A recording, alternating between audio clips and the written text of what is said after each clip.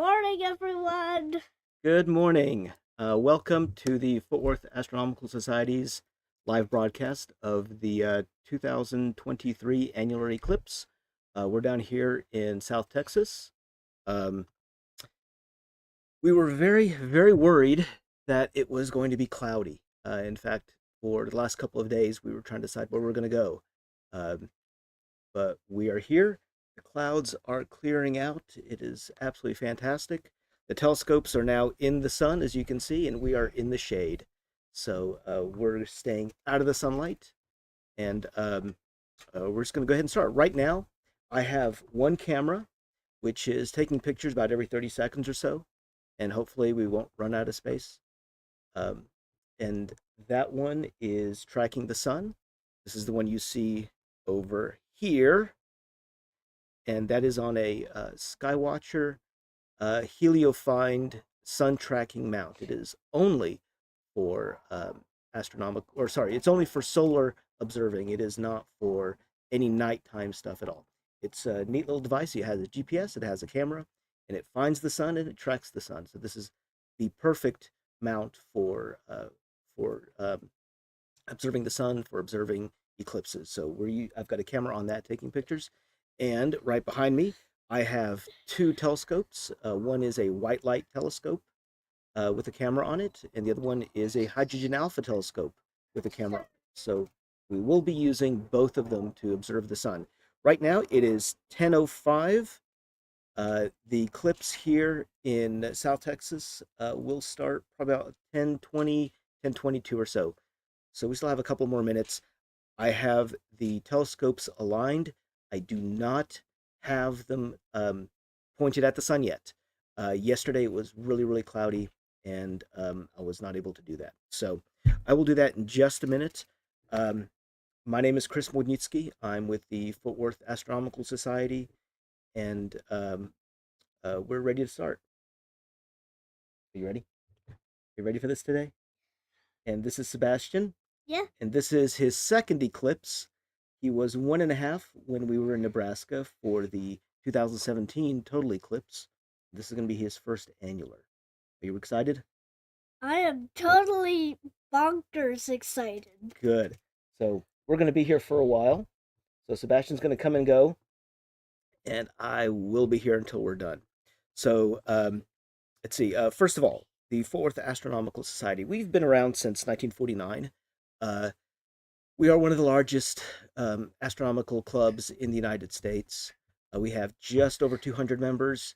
We were started by a woman named Mary Noble, who started the Children's Museum in Fort Worth, which became the Fort Worth Museum of Science and History. And the Noble Planetarium at the museum is named for her. So she started an astronomical club for kids. And it was so popular that the adults took over. And now it is primarily an adult club. We are, however, working on outreach for children. We are working on starting up our children's astronomy programs as well. And very soon, and we have one over here who's fairly interested. We'll see how that goes. I'm interested. Okay, good. I'm totally interested. Okay, so Not kidding. let's do this. Let's go ahead and set up the telescope so we can start observing, and we will go from there. If you have any questions, go ahead and put them in the chat. I am paying attention. I am watching. So if there is a bit of a delay, it's about 20 to 30 seconds of a delay. There is a road not too far, and there are trucks that come and go. So if it gets a little bit loud, it is what it is. But I think the noise canceling should take care of it. Again, my name is Chris Modnitsky, and welcome to the broadcast. We still have a few more minutes before the eclipse starts. So I think C1, which is contact 1, first contact between the edge of the moon and the edge of the sun, is about 10:22 or so. So we have just over 10 minutes, 12, 14, about 14 minutes until that starts. That gives me plenty of time to go ahead and get that started. Let's be really careful around the laptops, Yes. okay? I've got a nice setup over here, and yeah, we'll start in a few minutes. So in the meantime, I'm going to start getting it aligned, and I will talk through what I'm doing. Hopefully we can hear from a distance. There's a little bit of wind, but it's not too bad. So, all right, first things first. Back. Huh? The Eclipse glasses, there are some Eclipse viewers. They're in the box. So we can use those. There we go. So I'm doing the alignment, or we can't do the alignment. That's a bit of a problem because it can't align to the sun, which isn't that great, but we'll work with what we got.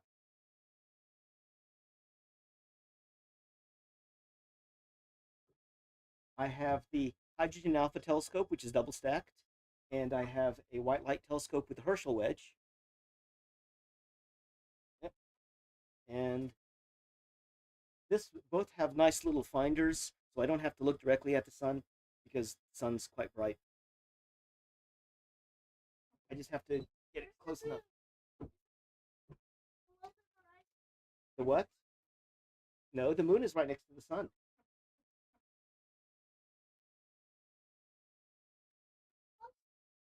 This is not so easy to do, so I kind of have to wing it.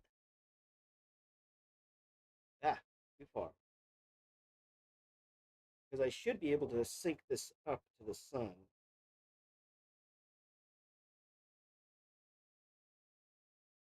Sure, how this one work?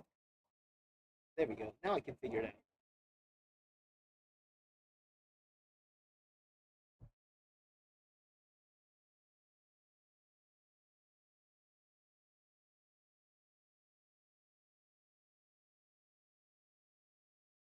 Ah, there we go. There we go. I have a dot here. A little bit of wind.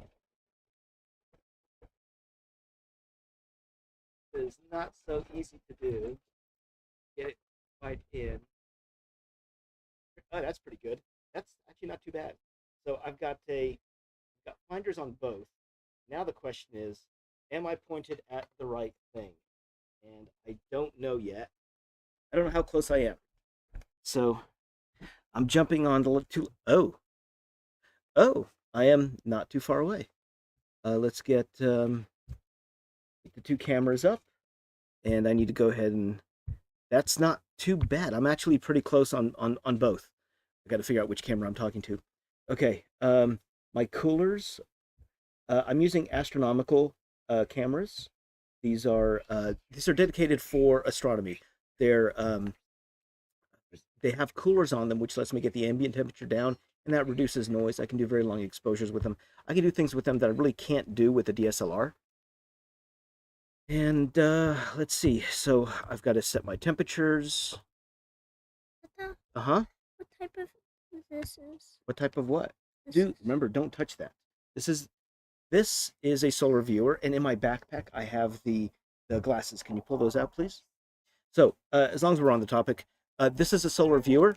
You want to use one of these, and if you look at our if you look at the YouTube channel, I have a safety video. There's one in English and there's one in Spanish, specifically about Eclipse safety. It's only a few minutes. If you don't know, if you haven't seen them before, please go ahead and watch them first before the eclipse begins. This is very, very important. You cannot take the you cannot look at the sun at any time without eclipse glasses or eclipse viewers. So, what are the other glasses? Okay, can I have one, please? Thank you. So, hold on, because that one's kind of important. These are standard eclipse viewers. Make sure that you have legitimate ones. You can look at the back. It has ISO 12312-2 2015. The ISO certification is very, very important. It'll say it right here. So always use these only for direct viewing. Take a look at the sun through them. Do not look through binoculars with these on your face. Do not look through a camera with these on your face. Do not. You can put this in front of your cell phone and take a picture. That will work. But look through them this way. Don't have anything in front of them. You can damage your eyes. You will damage the filter. This is an example of what happened. You can actually see the holes through here. There we go. You can see some holes right through the filter, and I'll do a close-up. These glasses I specifically destroyed to show what happens when you look through a telescope with them. If you look at the safety video, you will see exactly what happened to these glasses in grisly detail. The viewers like these are very good for children. All you do is you put them up to the sky, to the sun, and hold them for the child. The glasses are not great for small kids. These are absolutely fantastic. They also have a little hole in here for a lanyard. So make sure you have something like this. Now, on to, hang on, the sun, and I have, the sun has moved, so I need to go ahead and, let's see,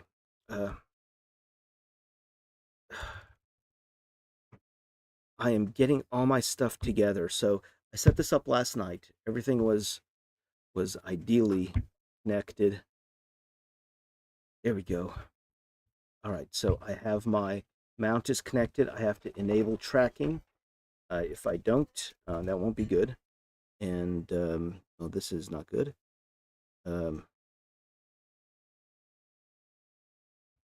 Okay, that's not ideal, but it'll be fine. I need to enable my tracking. Okay, and let's see if I can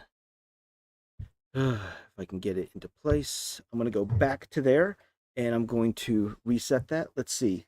Um, let's see. With a welding helmets, welding helmets can be used. However, you have to have a number 14. And probably the biggest issue with welding helmets is if you buy a welding helmet or welding glasses, what you're doing is you're taking away a if you buy them, if you already have them, that's fine. If you buy them, you're taking away important safety equipment from welders who actually need them.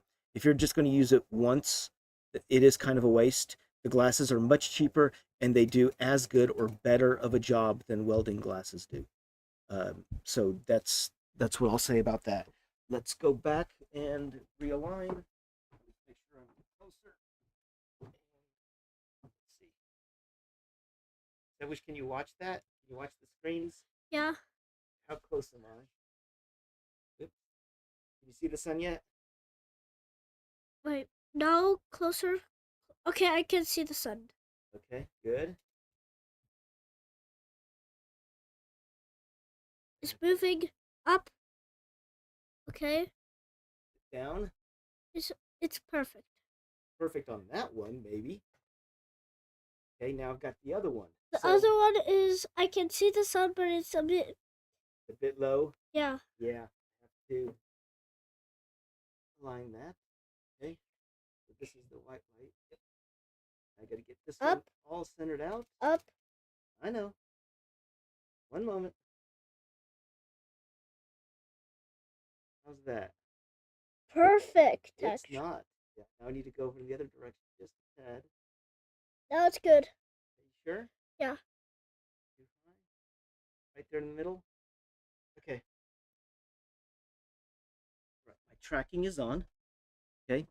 The only problem now is exposure. Okay, can you move over, please? I have to sit down. Okay.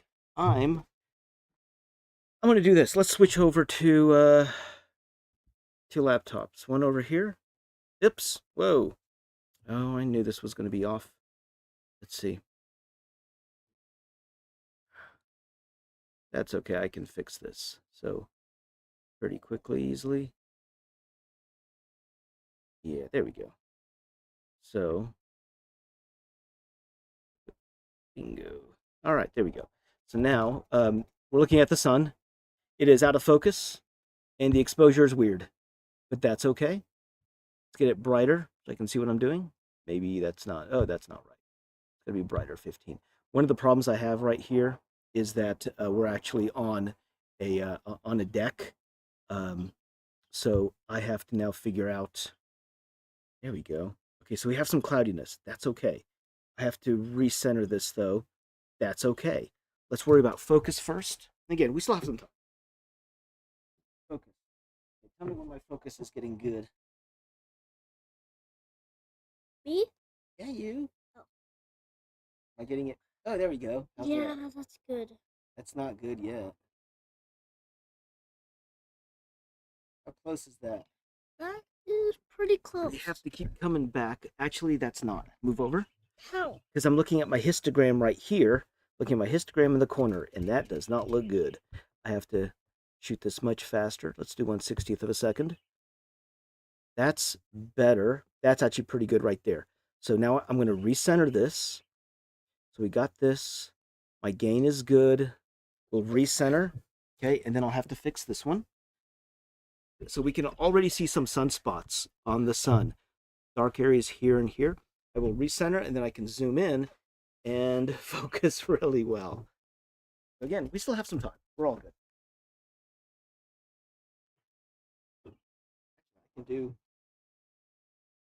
I can actually control it from right here, and we can see just me walking on the deck is making it shake a bit. Oh, that camera. There we go. So I can come in. Let's get my controller, and I can do. Let's see which direction. Kind of there. And down. Maybe I want to move it there. Maybe not that much. Get it up.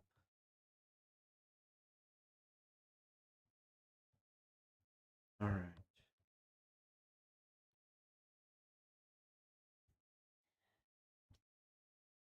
I'm trying to get it as centered as I can. It just makes it easier in the long run to do stuff. Okay, so it's going to be tracking. I did my polar alignments yesterday. That's good. Let's zoom way in on here. Take a look at some of these sunspots. Okay, we are out of focus, which is fine, which is absolutely fine.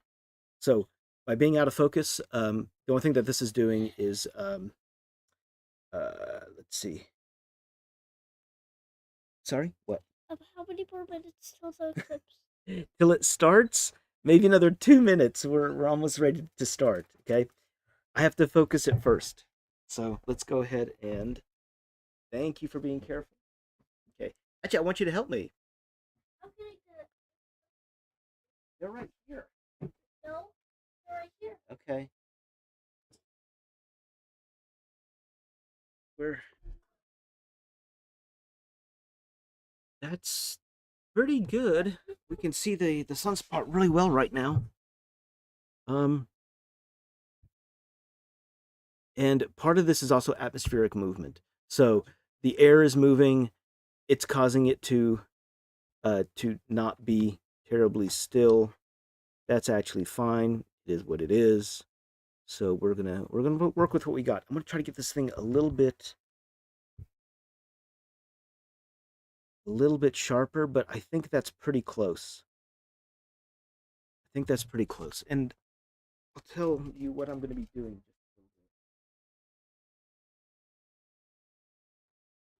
Is that sharper?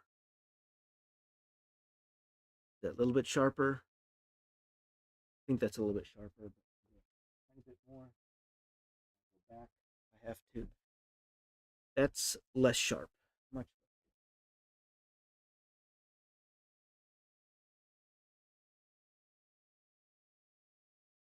That's getting sharper. Uh huh. One more minute, right? Something like that. But you probably won't be able to see it with the naked eye. We'll have to use the telescope to see it. I know. But this is when it starts. So it's just going to barely touch.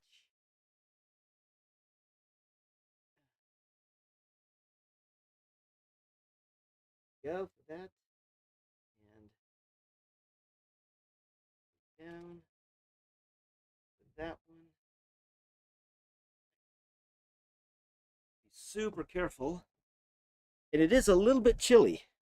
I had to put on a sweater this morning. Okay, so I think we got good focus on this. And I think what I'm going to start now is recording. I'm going to start the capture. 1016. Going to come back and say, hey, where do you want to put this? We're going to call this sun and unlimited frames. Actually, no, number of frames, time limit. I need 30 seconds. Yes, I need 30, oops, 0 and 30. So this is a neat little trick that I'm going to be doing. I need a sequence of captures, sequence length.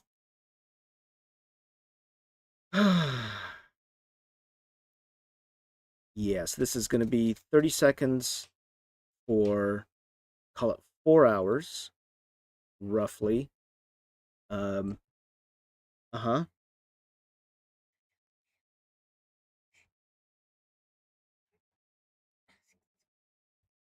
Okay. Looking at the chat. Okay, there we go. All right. So I have my exposures. Exposures are good right now. Let's go ahead and switch it back to dark. I like that one. We're going to go out to auto. Oh, there we go. We got first contact. We are in the eclipse. We can see it right over here. Oh, yes. You can see it? Yes, I can see it. Wow. Well, we will in a moment. There is a delay, about 30 seconds before it comes up. So, on YouTube. So what I'm seeing right now is, yeah, we're at first contact. So we're um we're doing okay. And actually, I need to ooh stop my capture. Okay, well, I messed up on my captures here. Um, hmm, yeah, I need to do. Oh boy, let's see. Oh, so, gotta be careful. Okay, we're getting first contact, but this isn't really what I want. Okay, well, this is our dress rehearsal, so we're gonna get what we're gonna get. Um, and I didn't get this quite right, so I have to restart this thing. That'd be one of the neighbors driving by. Yeah. Hey, Sebush, please don't do that. Remember, we're on a deck. You're making everything shake. So I just had a bit of a problem. That's okay. Everything's still on here. We're still getting stuff. So I need to do a. Oh no, where did I put it? On here. Here we go. We're gonna change the size. There we go. Okay. Better, better, better. Okay, we're gonna do pan. See where it goes. There we go. Wow, this is going pretty quick. So, all right, getting 10 frames a second. So we're gonna do start the capture again.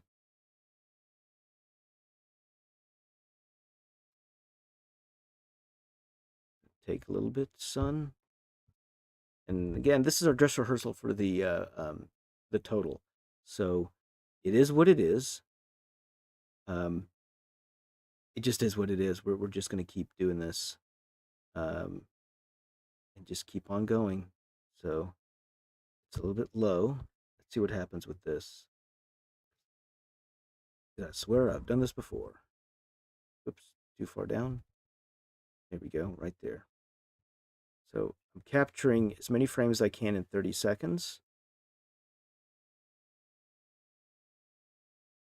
I'm going to close that out. Use as little RAM as we can. Okay. Wish I could slow this down just a little bit, but that's okay. I think I'm going to take this exposure. I'm going to make it a little bit faster. Yeah, I'm going to have to do it a little bit faster. So this is, let's do 20 milliseconds. I'm not sure how well this is going to come out, but we'll do the best we can. You can go see it now. You can you can, okay, that's fine. So we're gonna take this down. So I'm gonna switch over to the second laptop. This is our white light. So the white light is well overexposed. Let me check my gain. Get the gain to 100. Okay. Unity. Okay, so this doesn't look good. This is way too overexposed still. We have to bring it way down. There we go. Better? That's halfway decent. That's not too bad. Let's do 18 milliseconds. Okay. And get this thing down. Oh, this is raw 8. We don't want raw 8. We want raw 16. So what I'm trying to do is trying to get more color, more data with this. Let's get our size down. There we go. Now, what can we see on here? We see we're out of focus. I'm going to have to focus in on this one now. Again, easiest thing to do, find a sunspot and find the edge. Ah, there we go. That's a nice blurry edge, nice blurry sunspot, right? Let's fix that. Now, the funny thing is I had all these focused in. Let's focus. Let's see what we got.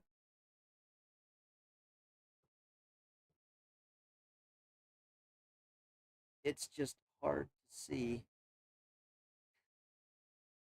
It's hard to see through the light.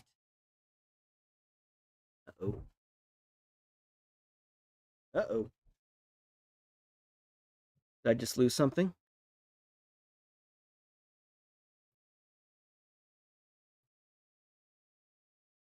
Uh-oh. What just happened? I think I just lost my cameras. No, there it goes.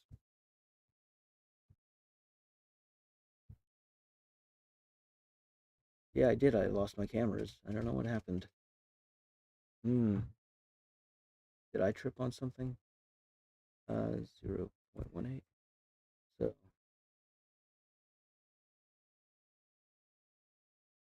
where am I looking?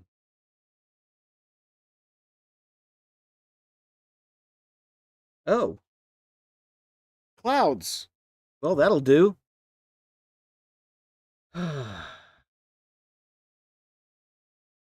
There we go. Now I got clouds.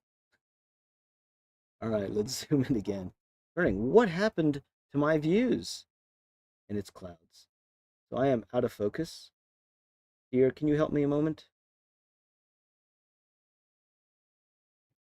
I have to ask my, oh, there's, now clouds are going away. I have to ask my wife for some help because I can't see anything on here. Okay. Yeah. This is pretty dim.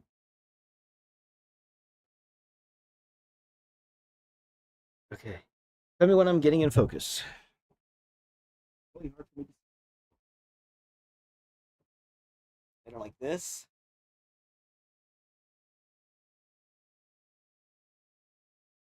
Then a cloud.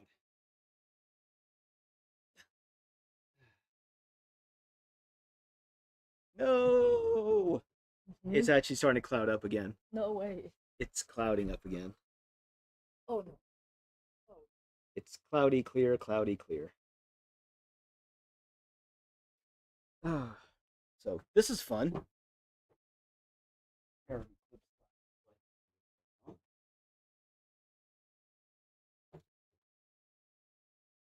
It's the little bite out of the sun is very, very visible right now. So, but I can't see much of anything. Oops. Go. There we go.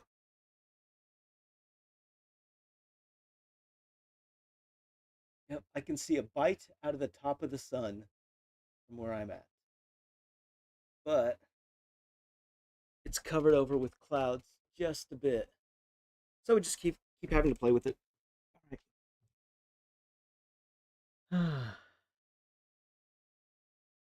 Oh yeah. Yep. The camera, that's absolutely right. The camera is rotated. So unfortunately. Okay, I am blowing this thing way out. But let's try to focus this guy again.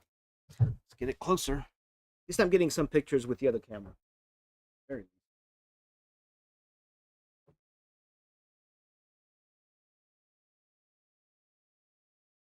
nice. Oh, wrong way. There we go. That's better. I have to darken it up just a little bit. Drop my exposures down, but you can see, oh wow, you can see the turbulence at the very edge there. And that was an airplane or a satellite or a bug or something that just flew through the view. I don't know if anyone saw that. I did. Wow, that is a lot of turbulence.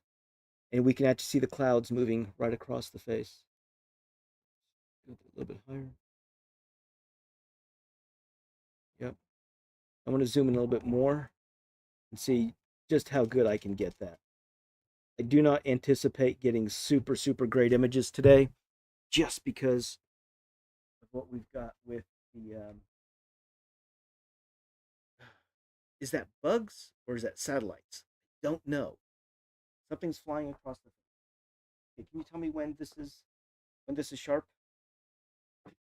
Sharp-ish. See, and now the sun's coming out. Clouds are going away. So this is a fight to get it focused. See, if I had more time, in April it'll be fine because April will be a later eclipse. Tell me when it's sharp as it is. Okay? Is it better or Which worse? one? Is it better or worse?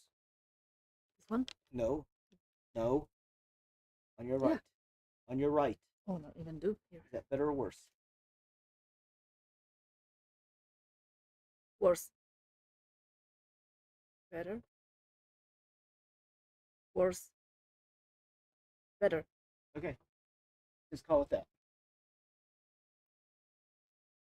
It's as good as it's going to get. And it's as good as it's going to get. And honestly, I don't know if it's even worth recording too much. Let's go max out auto. There we go. I'm going to shrink this down. There we go. So that's our view. That is our view right now of what we've got. So that is actually not too bad. That's not too bad. We have, I think those are bugs. I'm hoping those are bugs flying across the face of the sun. That's what it seems like. I'm going to say 2.4. Slightly lower. No, I need a lower. 2.0. That's better. Okay. I'm going to see if I can start recording this. Sun white. Sun white. Again, I'm going to do number of frames. I'm going to do 50 frames. No, let's do 100. Fine. 110 frames. I don't know. Just do 100. Start with. See what happens. So I'm capturing some frames. So it's writing frames. We'll see what happens. Got that? All right. There we go. Hello. Hello, everyone. Okay. Oh. Whoa. And we have clouds coming in again. Okay. It is what it is. We've got clouds. So I'm recording as much as I can. The clouds can give a bit of a nice ambiance. I'm hoping that my secondary camera comes up with something. So you look at the whole setup. I have the hydrogen alpha cameras, the hydrogen alpha telescope and the white light telescope here right behind me. And off to the left is a DSLR with a long lens and a solar filter. We're just hoping for the best. That's all I can do. Hoping for the best. In the meantime, I'm just going to sit back and watch. But it is moving along very, very quickly. It is 10:38 right now. Full annularity should be at about, it starts, I think, at 11:50 my time, 11:52, somewhere right there, and it will last just over 5 minutes, somewhere about that time. So we'll see it as it comes through. Again, if you have any questions, go ahead and put it in the chat, and I will be watching. Let's go back to here. We have the hydrogen alpha view. So the hydrogen alpha view, Um, hydrogen alpha light is a very, very narrow bandwidth of red light that is given off by excited hydrogen atoms in the upper atmosphere of the sun. So, what this is letting us see is things like prominences and flares on the edge of the sun. We can see filaments on the surface of the sun. If the clouds weren't here, I could zoom in and show you some stuff. But what I'm doing is I'm recording data. So as I'm recording it, I can later go through and I can start processing some of these images, and I can bring out some of the details. I can bring out the prominences. I can bring out the flares. I can bring out the surface texture, which you really can't see that well on a white light telescope. So these are not um, these are not inexpensive telescopes. If you are looking for a small telescope for the April eclipse, they are out there. I know that Celestron makes them. They have a line of, I think they're called solar safe telescopes, and those are filtered so that you can see the sun, you can see the eclipse, you can see the sunspots, but you're not going to see a lot of detail on the surface. And that's just the nature of the beast. The sun is very, very, very bright. So even when it's filtered, you're not going to be able to see that much on it except for dark areas. Wow, it's just going, isn't it? It's just coming. So the hydrogen alpha light, this lets us see some extraordinary details. So if I zoom way in, we can actually see some of this surface texture now. And with time, I can actually process these and I can get really, really good images out of it. In fact, if you go to the Fort Worth Astronomical Society YouTube channel, I have a video that I did a couple months ago. It's a time lapse of the sun for several hours, and you can see the prominences on the edge as they evolve over time. You can see the surface. You can see eruptions from the sunspots. It's really, really cool. But look at it later. This is much better for now. But again, here's a hydrogen alpha light. Right now, because of the way I have my settings, we really can't see any prominences on the edge. That's okay. It takes processing. The prominences are much, much dimmer than the surface, so I have to expose either for prominences or I expose for the surface. In post-processing, I can actually play with both. I have enough data in my histogram right here where I can figure out, like this bump right here in my histogram, um, the prominences are going to be visible here. This bump here is all surface stuff. So through here, this bump and over here, this is where I'm going to be able to pull out the prominences, and this is just post-processing stuff. So I can't worry about that right now. I don't have the time. I don't have the mental bandwidth to do everything at once.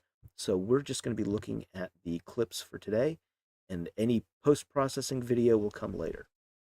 Here we have sunspots right here on the edge, and there's constantly stuff flying past, and I want to say it's bugs.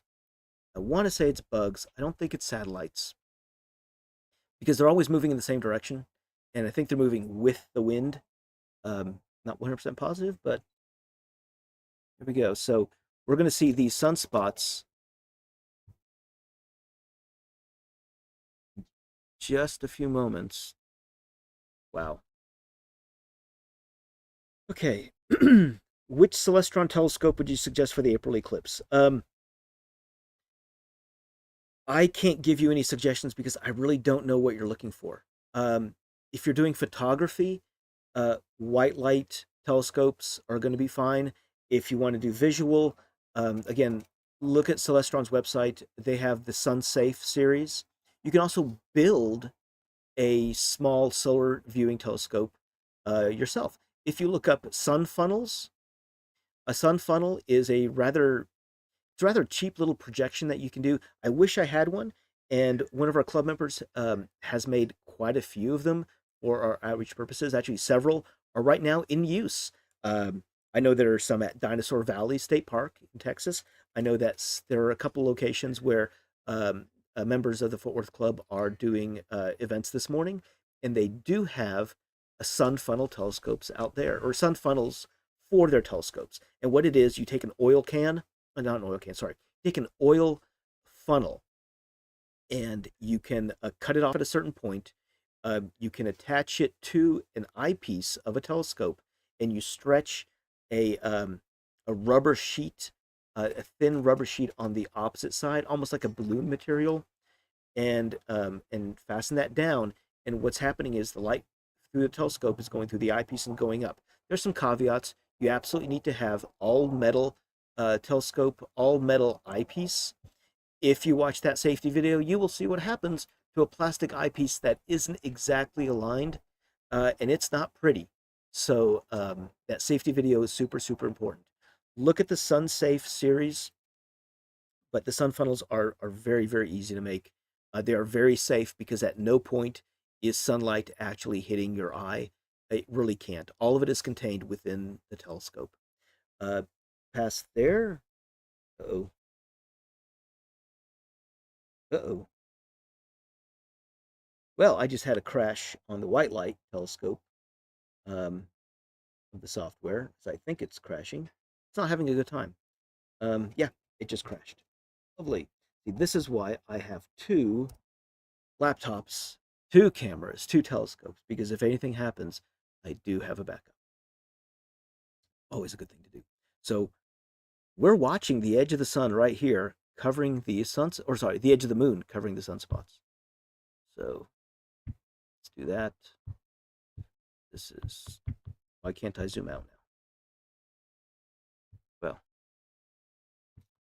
no, this is not ideal. But again, this is our dress rehearsal. This is what we're doing to prepare for April. So all the equipment is being tested out. Everything is being set up just to make sure that we are doing everything the right way and not the wrong way. And there definitely is a wrong way. There definitely is a right way. We're going to come back here, get this back in, and jump to here. And you can see it is a very, very similar view with clouds now rolling in, because of course they are. I thought about going down to the Texas coast this morning, but the forecast there was worse. For everyone in Corpus Christi, I'm hoping that I was wrong, that you do have clear skies down there. I'm hoping everyone across Texas has clear skies, everyone across the path of annularity. Right now, we're back to clouds. So I could bump up the exposure. We could see something, but I don't see much. So let's see. Yeah, you can see we're not terribly shaded, but oh, it's coming out again. There it goes. So you can see just barely there. I have to start the capture yet again. Sun, white. And I'm going to go there. I'm just going to keep grabbing as many images as I can. There's not much much more that we can do. There are places in Texas that you have better clear skies, but we're here here in South Texas. We're not too far away from Vanderpool and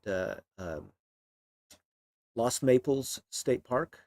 Lost Maples State Park is a very, very lovely place here in Texas. It is a stand of maple trees that are left over from the last ice age. So this is their busy season, and this is when the trees start to turn. So it's like a little bit of New England in Texas.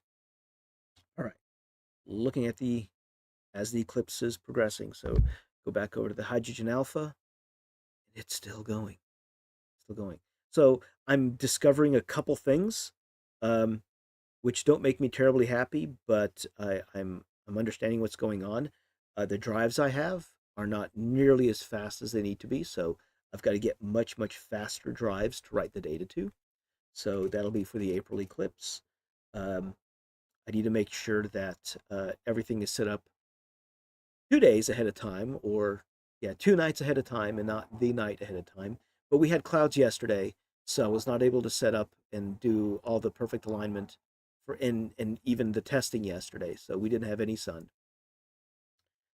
But I was able to do polar alignments last night, so at least everything went for that.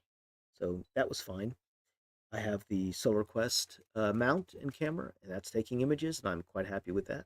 I hope those come out fine. And there we go. So let's see. Let's see. Anyone else? Any other questions, comments? Um, so for Danny Burton about the Celestron telescopes, like we said before, clouds interrupted us. Celestron Solar Safe. Go to the website, check out what they have, find something that fits. If you're looking to buy a brand new telescope, I would highly recommend not getting a very cheap telescope. I would recommend getting a pair of binoculars first. See if you enjoy astronomy, especially nighttime astronomy. If you get some binoculars and you really, really enjoy it, you love it, fantastic. At that point, start looking for telescopes. Our typical go-to recommendation is an 8-inch Dobsonian telescope. It's a push-to. It is not a go-to. It's not automated. It is large enough that you can start to see galaxies. You can see nebula. You can use it for planetary. It's big enough that you can see a lot of stuff at night, but it's small enough that it's relatively transportable. You can put it in the back of your car, in your trunk, and you can take it out to a dark sky site. You can take it to, for example, our club has a dark sky site about 2 hours west of Fort Worth. Very, very nice, very, very dark skies. We have a bunch of telescopes out there. If you're in Dallas Fort Worth and you wish to join the club, you can. You can go to the website or to the Facebook page, and you can. It's fortworthastro.com, fortworthastro.org, and on Facebook, Fort Worth Astronomical Society. You can sign up there. But we have a number of telescopes at the dark sky site that you can borrow. You don't necessarily have to buy your own. You can kind of figure out what you want. But if you kind of know that you really want to get into it, you want your own telescope, an 8-inch Dobsonian is a good. I like to call it a forever telescope because I have many telescopes, many telescopes, too many telescopes. Most of us in the club have way too many telescopes. However, an 8-inch telescope is a forever scope because even though I have bigger telescopes and I have smaller telescopes, I still use that one because it's really easy to pick up, put in the car, take it somewhere, or set it up in the backyard within a few minutes. Here, can I have some water, please? Thank you. It is a bit dry here, so my throat's starting to get dried up just a bit. You can use an 8-inch Dobsonian for solar viewing. What you want is a solar filter for it. You can either make your own or you can buy one, and I can show you what they look like. Let's see.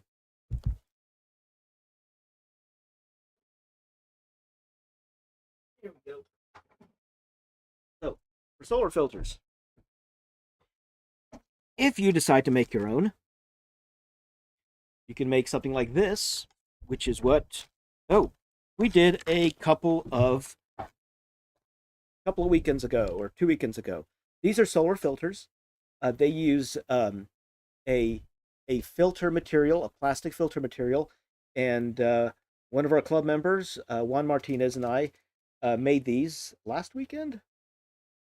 I think it was last weekend, and these are set up for 2 different lenses. And I'm not using them right now because I ran out of mounts for all the cameras I wanted to do, and I ran out of time. It's okay. These will survive until April just fine. I'm not worried. We'll use them then. But you can make these filters yourself, or you can go ahead and buy them for a telescope. You can also get a glass filter. And a glass filter comes from several companies. Orion makes them, Thousand Oaks makes them, and this is what it is. It looks like a mirror. In fact, it's pretty close to a mirror, so I can see myself quite well. So, oops. Could you grab that, please? Thank you. So, these reflect 99.9995% of all the light. It's very, very high. It's silvered on both sides, and you put this over your telescope to observe the sun. Or you can just look right through it. So I can actually come here, just do. Remember, close your eyes before you take the filter to your face, and then you can look up and, ooh, that's pretty. That's a good chunk right there. and then close your eyes as you look away. Never, ever, ever, ever look at the sun. There's a reason why we evolved brow ridges to keep the sun out of our eyes. They're very, very good things.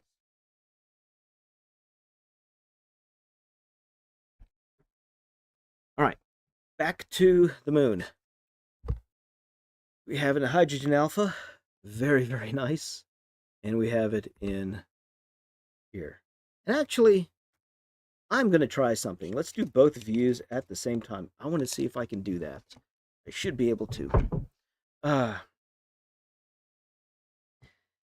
right. How much did the telescopes cost? Okay. The White Light Telescope is an 80 millimeter ED, was it enhanced diffraction? No, not diffraction. Uh, Enhanced dispersion telescope. It is, I think you can get the 80 millimeters now, maybe $500, $600 for that telescope. However, on the back of it is a Herschel wedge, which is another type of filter for telescopes.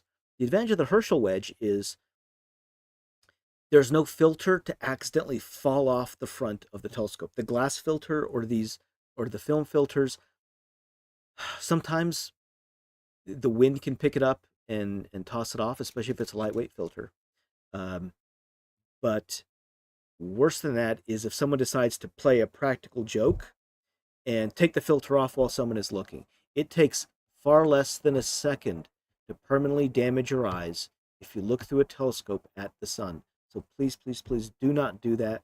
These are not funny jokes at all whatsoever.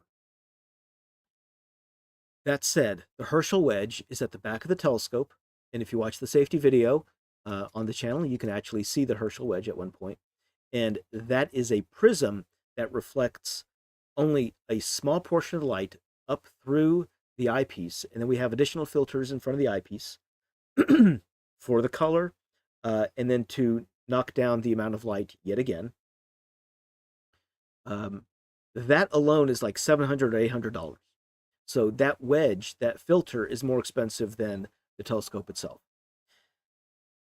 That said, a film filter for a telescope of that size can cost maybe $20, $30. A glass one, maybe $80 to $100. If I remember right, maybe slightly cheaper. So the cost adds up. And then you have your eyepieces as well. So we're not getting into that. The hydrogen alpha telescope here is a much different beast. So this one, the telescope itself, with one etalon, and the etalon is what allows us to see the hydrogen alpha light, and only the hydrogen alpha light, is I think about 3,000 or 3,500. This is a double stack, which means there are two etalons on it. I think the second etalon is another, I forget. I want to say it's between 1,000 and 1,700, but I don't remember exactly how much. So the price gets up there very quickly as well. The advantage of a second etalon is you're narrowing the bandwidth down even further, and you're increasing the contrast. So it's all science and quantum mechanics and light on how this works, but I get a much clearer image out of that than I would otherwise. I get more contrast. I can see details much better, much more easily. It's all science, but it is rather interesting. So that telescope right there, maybe $5,000 ish, somewhere about there. Juan could tell me exactly how much he spent on it. These telescopes are actually borrowed from Juan Martinez. He is a member of our club. Thank you very, very, very much, Juan. Juan has been doing a lot of work on the back end. We're both the co-chairs of the club's Eclipse committee. We've been working on outreach events and planning events and setting this up and all this good stuff so that we can show you an event like this to the general public as live as I can make it. So answering questions, talking about the eclipse, talking about the sun, anything you want to know, I will answer to the best of my ability. I'm going to try this, and I don't know how well this is going to work, but we're going to go with, let's see, I'm going to switch to this one momentarily. I want to see, what do we have? What do we have?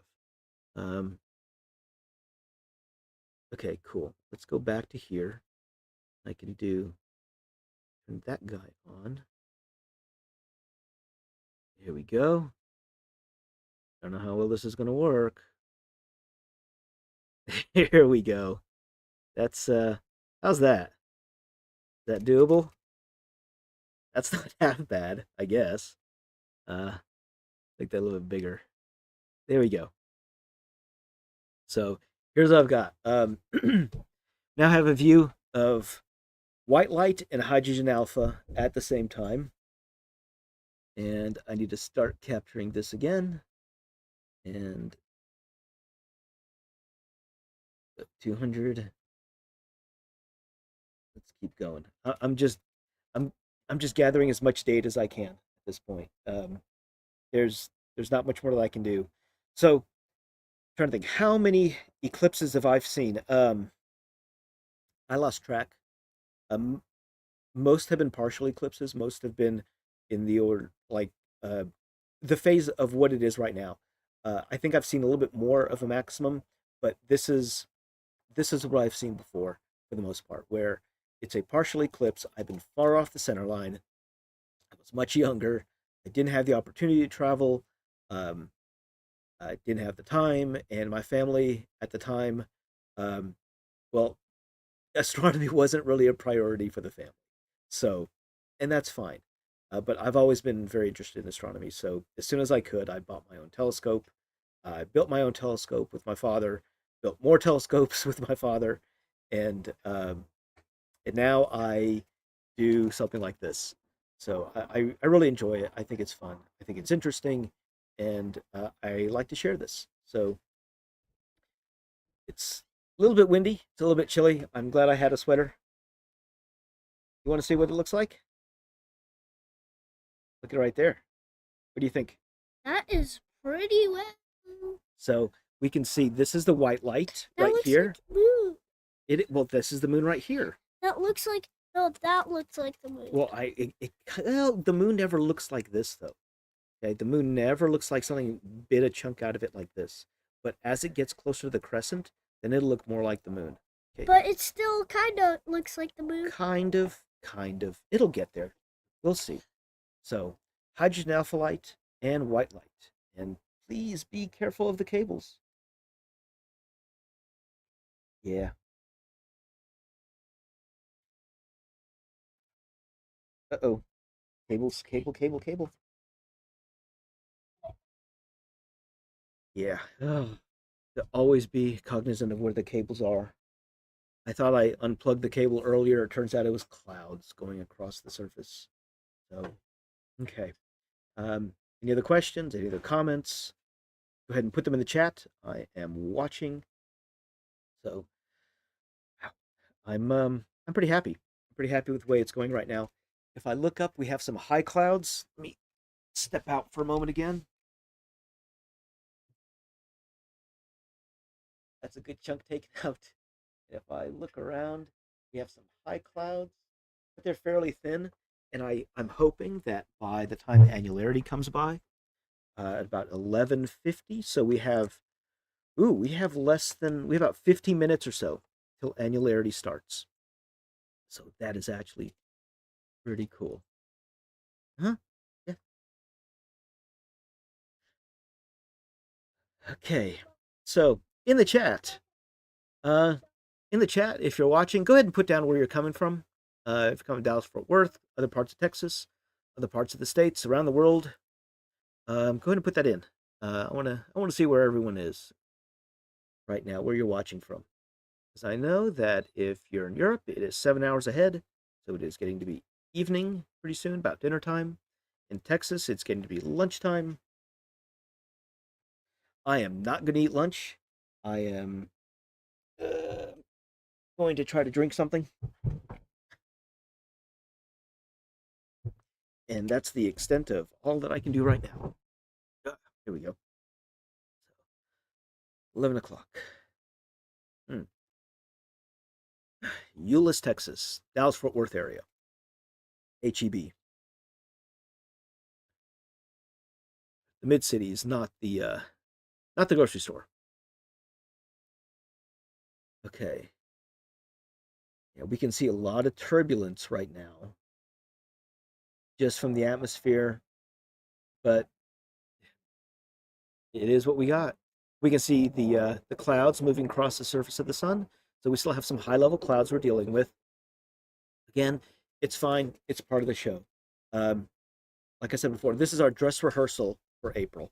This is our tryout of the equipment. We're seeing how everything works. We're seeing what does work, what doesn't work, what's a better setup, what's not a better setup.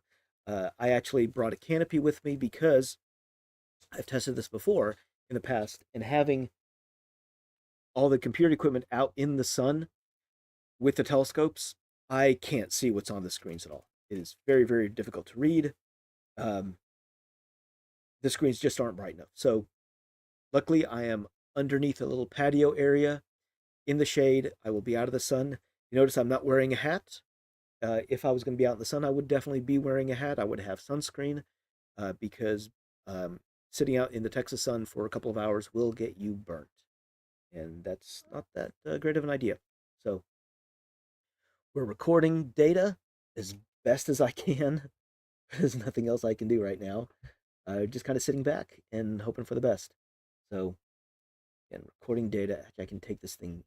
I should probably drop this thing down a little bit more. But I got what I got. So, yeah, that's all I can do. I got what I got.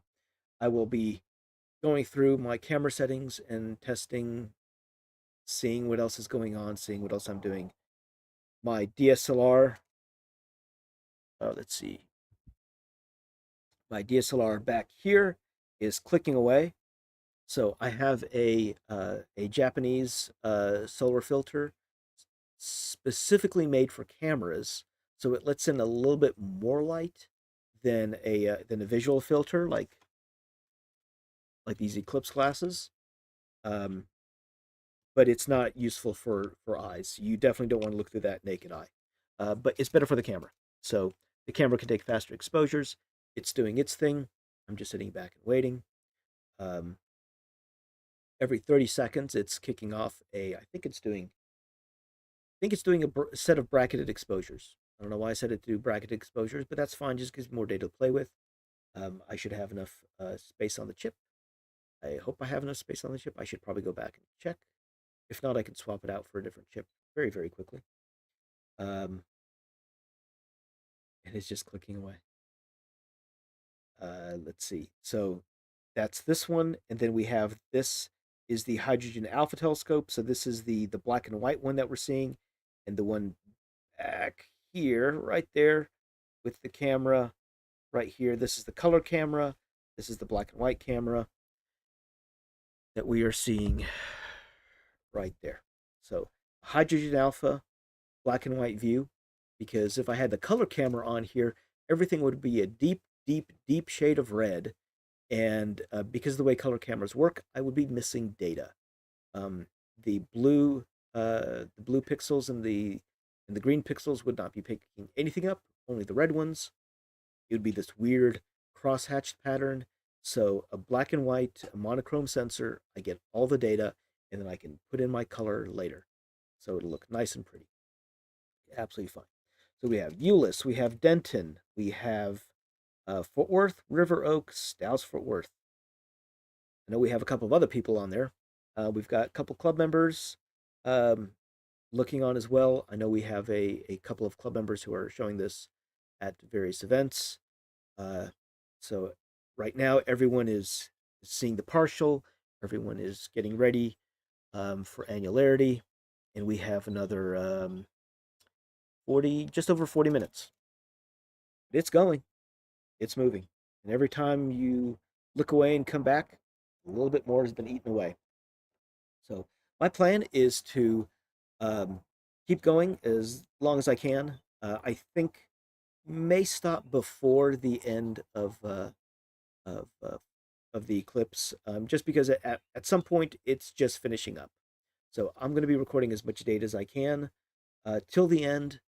Um, and if I can make something with it, great, I'll make something with it. If the data is so clouded out and weird and splotchy and not quite right, that just gives me more information for what to do properly in April. So for this eclipse, remember, if you are in the path of annularity, or if you're just in the partial path, do not ever take off your eclipse glasses. Do not take off your eclipse viewers. Always have them on. Never, ever, ever put them um, uh, in front of your face and then a pair of binoculars in front of your face, or use a telescope with these things. That's never a good idea. Let's see. Checking my phone. So I have friends and family and club members. So here's what I'm going to do. I'm going to use my phone. I'm going to take a quick picture with the eclipse glasses just to see what I can see. All right, so I have to line them up with the camera, turn on the camera app, zoom in, put it up here, and oh no, that's not good. Well, not ideal. Ugh. I want to try that again.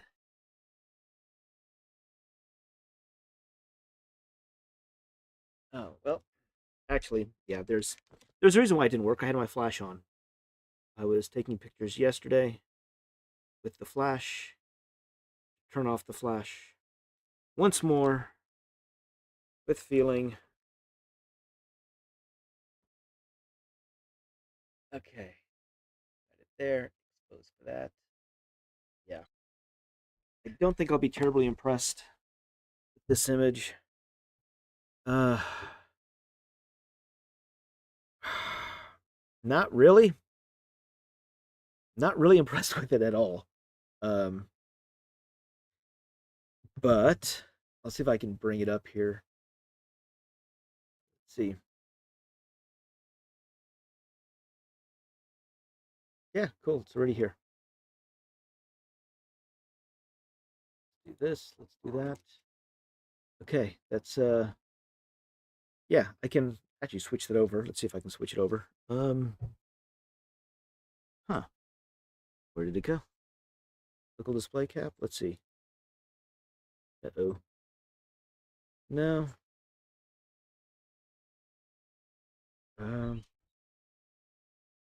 See if it'll put it in. Oh, there we go. That's the one I want. There we go.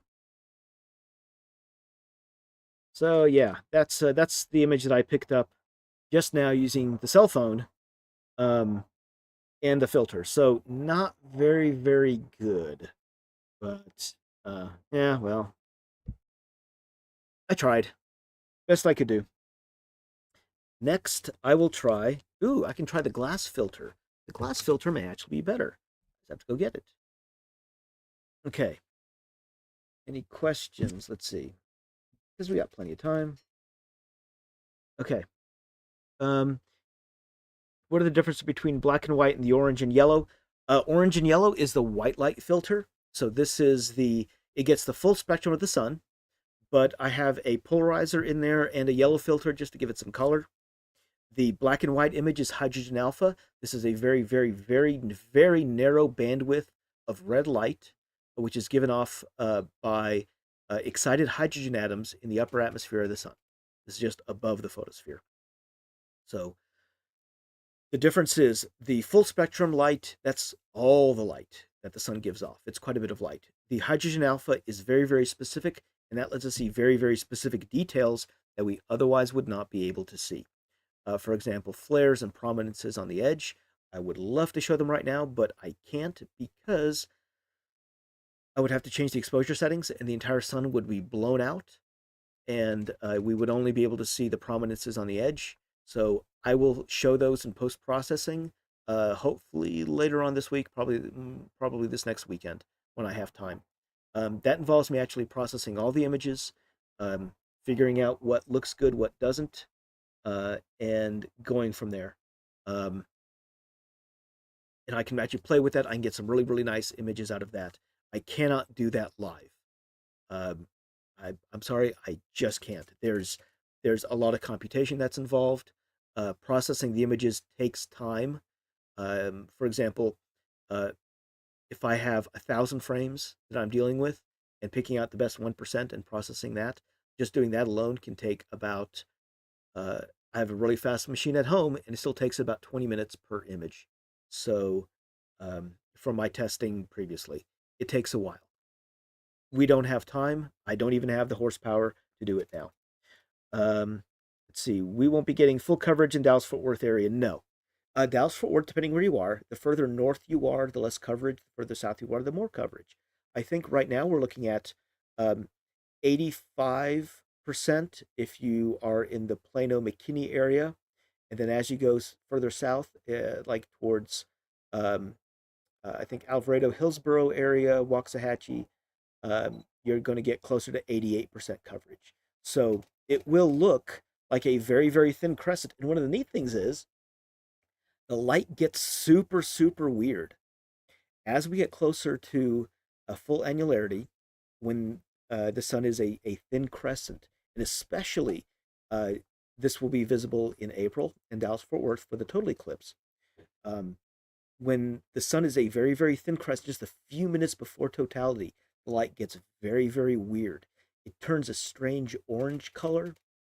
At least it did in Nebraska in 2017, and then it's just weird.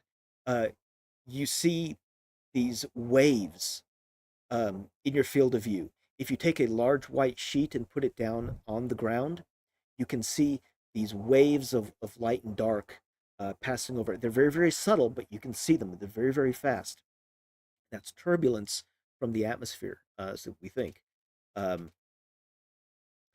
the best way I can think to describe the light is it feels metallic. It is unlike any other daytime light that you've ever seen. It's nothing like a sunset.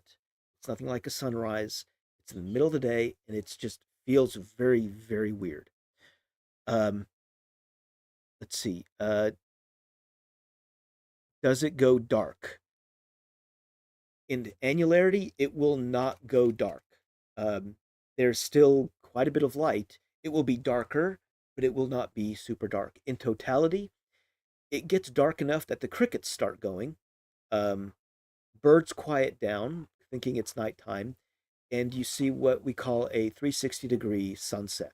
So when it's directly overhead, if you look all along the edge of the sky is a dark dome, and then it gets a little bit lighter around the horizon.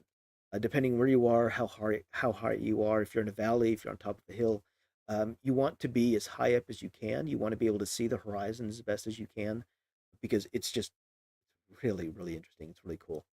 It's a neat thing to see. Um, let's see, but it doesn't go completely dark. So I have a question from uh, Aquira. I notice it's cold out in Denton, but I'm not sure if it's because it's early. No, it's because it's early. We had a cold front, and that's it. It's chilly down here as well. During a total eclipse, the temperature does drop by several degrees, and I forgot to turn on my temperature tracker because of course I did. We got a bunch of stuff today. I have a neat little temperature recorder. It's a USB. It is not here. It is probably one of my boxes, and it's a neat little device. And what it does is you hit the record button and you put it down in the shade, and every couple of seconds it makes a recording of the ambient temperature. And you want it in the shade and not in the sun, so the sun's not heating it up. It records the temperature for whatever interval you have, and it writes it to a CSV file. So this is a comma delimited value file, basically like an Excel file. And I can take that data, and now I can put that into my computer, and now I can actually chart, thank you, what it looks like. And I can take that against the timing of the eclipse, and this is what it looks like. It's a data logger. It's really small. I guess it's kind of hard to see out here in the dark, but it's got a USB plug on it. It's got a little O-ring for weather seal, so it can get dew on it without any issues. It runs off of battery. All I do is hit the button and it starts recording, and then I can plug this directly into my computer, download the data, and I'm good. That's all it needs to do. So I didn't bother turning it on this time. I will for April. Um, I thought about it as a test, but I'm already missing a ton of data. It's fine. I'm actually okay. Let's see. So one of the worries that we actually have right now in Texas is, are we going to have a brownout? That's my biggest concern in another half an hour. Are we going to have rolling blackouts or a brownout? Um, because Texas has quite a bit of solar power that we're using and pushing into the grid. But Texas decided many, many years ago that to keep from getting regulated by the federal government, Texas was not going to connect its power grid to any other states. So it is intrastate, not interstate. Um, there aren't many advantages to that, but there are lots of disadvantages. So we saw those last couple of winters when ice stopped some power generation in Texas, when our load went way up because of the cold, and lots of places lost power. So that's definitely not good.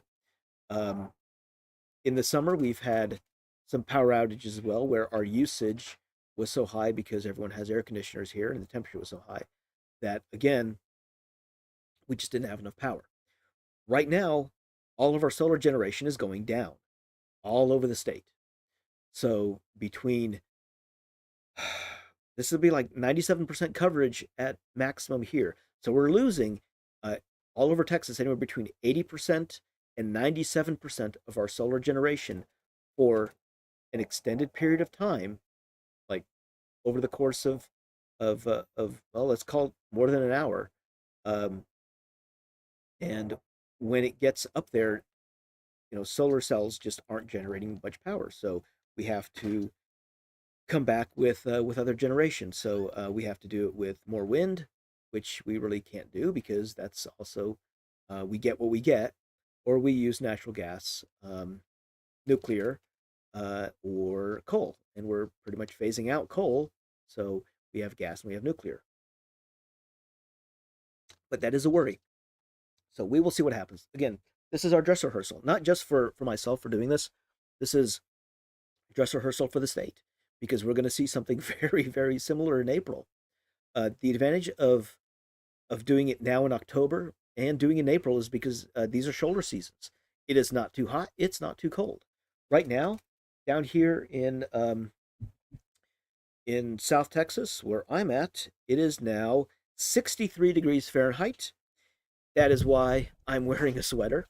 I haven't worn this sweater for a while, but this morning it is chilly enough that I need it, and I'm glad I brought it with me. Um, but because it is so chilly, we don't need to have the air conditioners going. We can actually survive without heat for a bit for today. So our power requirements for the state are down um, as our generation goes down. So let's see. Uh, let's see. Where was it? Okay. Where will be seen the best? Um, in April, it will be seen along a path going from, oh shoot, where was it? Del Rio, uh, through the hill country right here. There's actually a place just to my north and west, which is the conversion point for the path of annularity for this eclipse and the path of totality for April. And it's on a little farm. It's a neat little location. So where for this eclipse, closer to the annularity, any point in the path of annularity, you will see full annularity. You will see the ring of fire. Anything outside of that will just be a partial eclipse. For totality, be in the path of totality. Do not think that, oh, I'm just a couple miles outside of totality. It's good enough. It is not good enough. You must be in the path of totality to experience totality. Being a mile outside the path is not totality. Okay. Um, and it can be that much of a difference. It is that much of a difference. Um, when you're in the path of totality, the moon will cover the entire sun. You'll be able to see the prominences naked eye on the edge of the sun. You'll be able to see the corona extending away from the sun. If you are a mile outside the path of totality, you will see none of that. You will see the sun as a thin, bright sliver of light, but it is so bright that you won't be able to see anything else. So be in the path of totality. Um, I can bring it up while we're still going because it's still going. I'm going to go ahead and bring up that continue to cite. Bring up both of these. So there is a site, Xavier Jubier, and he does eclipse sites. See if I can find the other one, the total eclipse. There we go. I'm getting both of them up right now. So here we go. Let's do that. I'm going to switch over to, there we go. So this is average cloudiness index, and hey, we're doing pretty well. So expected, this is the average cloudiness for the path. So um, we're just waiting. We're still half an hour away. Right now, let's see. Let's go to the map. Let's find out where we are. So this is the path of annularity for the eclipse. And we're right over here. There's Vanderpool, Tarpley. We're right about here. So yeah, we're right about there. Let's just say we're in this area here. So it starts, here we go, 15. So we have 20, 20 minutes? No, 25 minutes. That looks like a moon. Well, it's getting there, isn't it? Okay. So it's coming along. We got 25 minutes, 24 minutes till it starts. Okay, cool. And maximum annularity, 52, and it's done at 11:55. This is GMT time, so subtract it for us. So it'll be 11:55. It's over. 11:52 is maximum. Absolutely fantastic. Oops, I need to start my capture again here. Okay. Grab more of those. Okay, cool. We're just grabbing. Right now, it is. So here's what the path of annularity looks like. This is how wide it is. It's quite a bit wide. Quite wide. So anything within here, assuming you don't have clouds, you will see annularity. If you're outside of it, it'll be partial. So what time is it right now? 11:28. Here we go. So right now, right about here or so, 27, maybe a little bit further back here. Yeah, somewhere in Utah. Somewhere in Nevada, Utah is where the center is right now, and it's rushing toward us. So for the entire time, from when it hit the Oregon coast not too long ago, out here near Dune City. Uh-oh. I hear some beeping back there. I got to figure out what's going on. So when it hit Dune City until where it exits Corpus Christi, only about 46 minutes. It's not very long at all. Okay, let me go see what's going on with my camera. Is it full?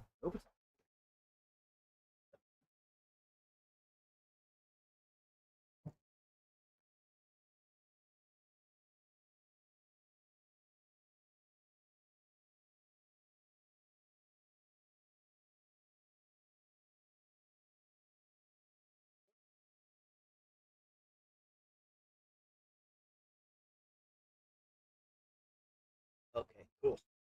All right. My camera is still imaging. That's good. Oh, I guess I should move my mouse every once in a while. So, okay, so we're seeing hydrogen alpha light. We are seeing white light. Go back, any other questions? Okay, so let's see. Where am I? I am near Tarpley. Tarpley, Texas. This is let's see, go to the map. Oops. Here we go. Where to the map? We are located in the path of annularity, if we go down, let's see, there's Bandera. Where are we? There we go. Tarpley, Tarpley, Tarpley.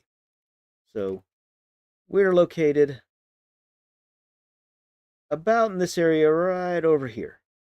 So we're just a couple miles off the center line. The reason why I wanted to be as close to the center line as I could is for symmetry.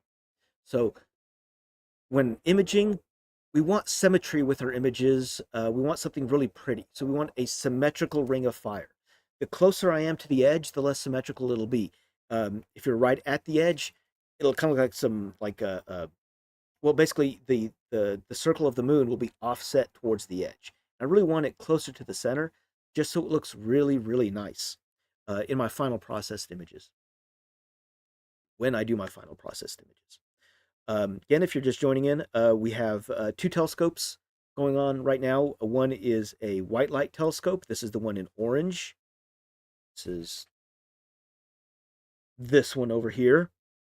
And then we have hydrogen alpha, which is this one over here. The difference is the hydrogen alpha telescope takes a very, very narrow bandwidth of deep, deep red light, and this is a monochrome image. We can capture all the data.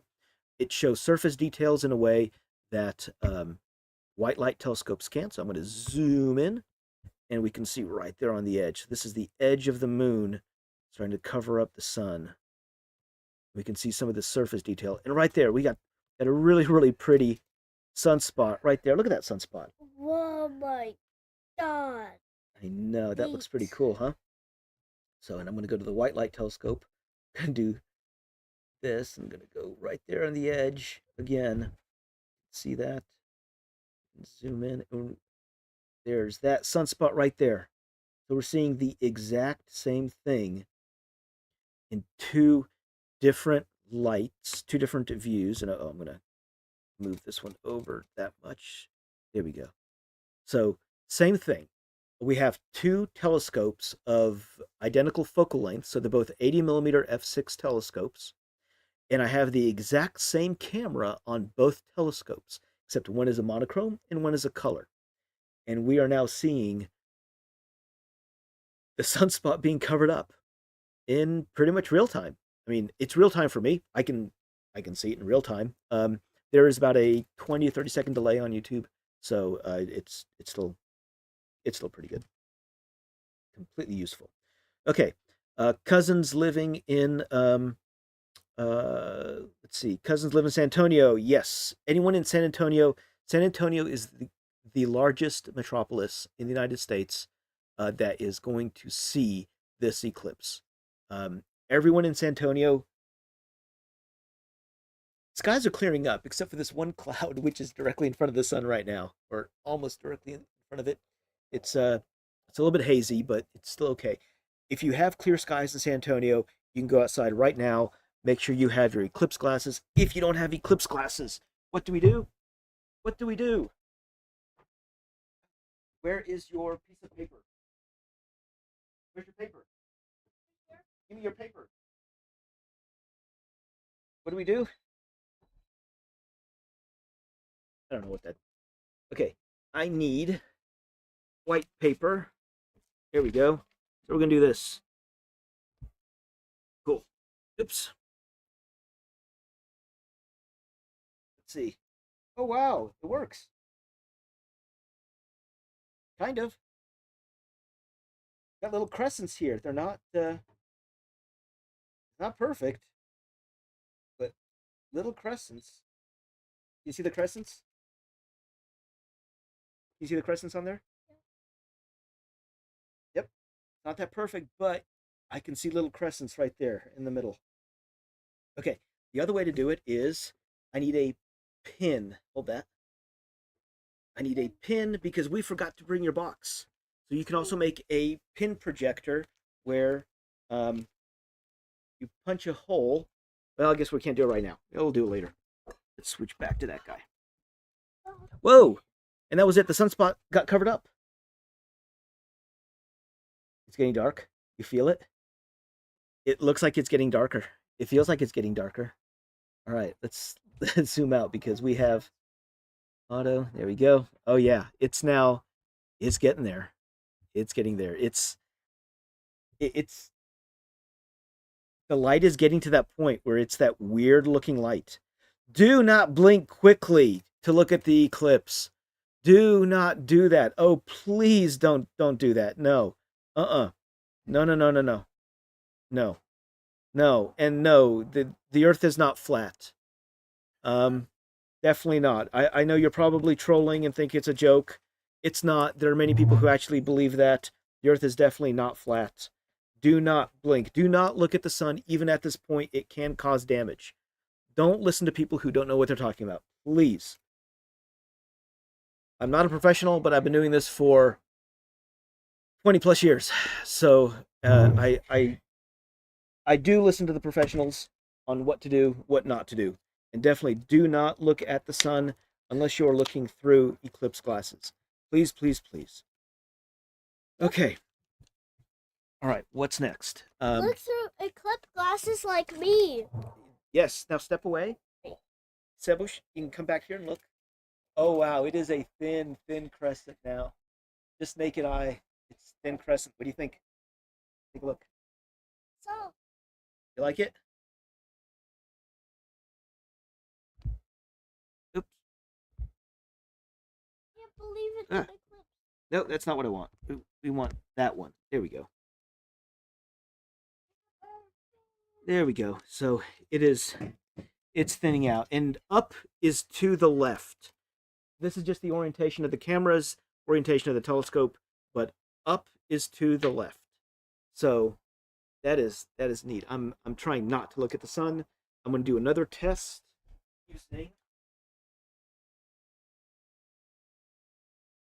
I want to see what happens with my cell phone. So I'm going to take it through a different filter, and I just want to see what happens.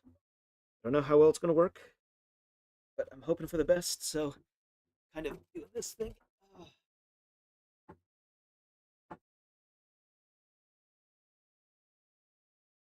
Yeah, this is not ideal. Knows that it's the eclipse. Who? The people that those are What are the ones? the, The neighbors? Yeah. I don't know. They should. I talked to them yesterday. They said they knew. Maybe they're looking. So Maybe they're watching. they are. So unfortunately, taking pictures of the eclipse with my cell phone and a filter. No. Does not look good. Does not look good. But that's okay. All right. We're still going. It's how much time left? We have 15 minutes. And it's getting dark. But the clouds are moving in too. Okay? So that's an issue. We can see the clouds right now going over. And remember, walk softly because you're making the telescope shake. And definitely don't use that hammer. Don't use the hammer on the deck, okay? We can see it's getting darker, and this is from the. Oh no, I have a cloud bank coming in. There's a cloud bank coming in. No, no. Oh, oh no, no, no, no, no, no. Oh. Okay, well, um, it's getting darker because the eclipse and because of the cloud. So there's a cloud bank just now coming over. Um, okay, that is just horrible, horrible timing. It's quickly coming over. Yeah, it's moving quickly. Maybe it'll clear out in the next 15 minutes. Uh huh. If you look at the sun naked eye, you can see how. Do not look at the sun naked eye. You can still see it how. Don't do it. I know. Don't do it. So, this is yeah, this is the blown out version. Um, You see the sun how thin it is. I know. I know. Just remember, don't look at it even with this. So what I'm doing right now, yeah, we can hear the birds here. The birds are starting to sing. We couldn't hear them earlier. We can hear them now. Okay. Ooh, prominence right there. See these prominences here on the edge? Those are the prominences I was talking about. So I'm going to drop this back down to 20. See the prominence. No, you can't. Yes, I can. Definitely. You can't see prominences with that. I can. No, you can't. Maybe you think you can, but it is too far. There we go. Okay, so it's coming out. Yeah, so we can see the prominences right there. Okay. And what I'm doing right now is I'm just I'm boosting the histogram just so we can see some of this detail. At least we're seeing something. Okay. And now we're coming out. Oh yeah, we got thin clouds. Maybe they'll make really nice pictures. So we're still going. 12 minutes. Mostly covered in Denton. Yep. So it's still going. It's still going. I can hear the birds. I couldn't hear them before. I could hear them last night, and I could hear them early this morning. Then they stopped for a while. The winds died down. Cloud bank though, but we're still going. Okay, so again, what I did is I boosted the histogram. Let's see if I can do it this way. So now this is what it looks like clean, and if I boost the histogram, all it's doing is it's stretching it so that you can actually see some of the details, and that's all that's doing. But we are getting there.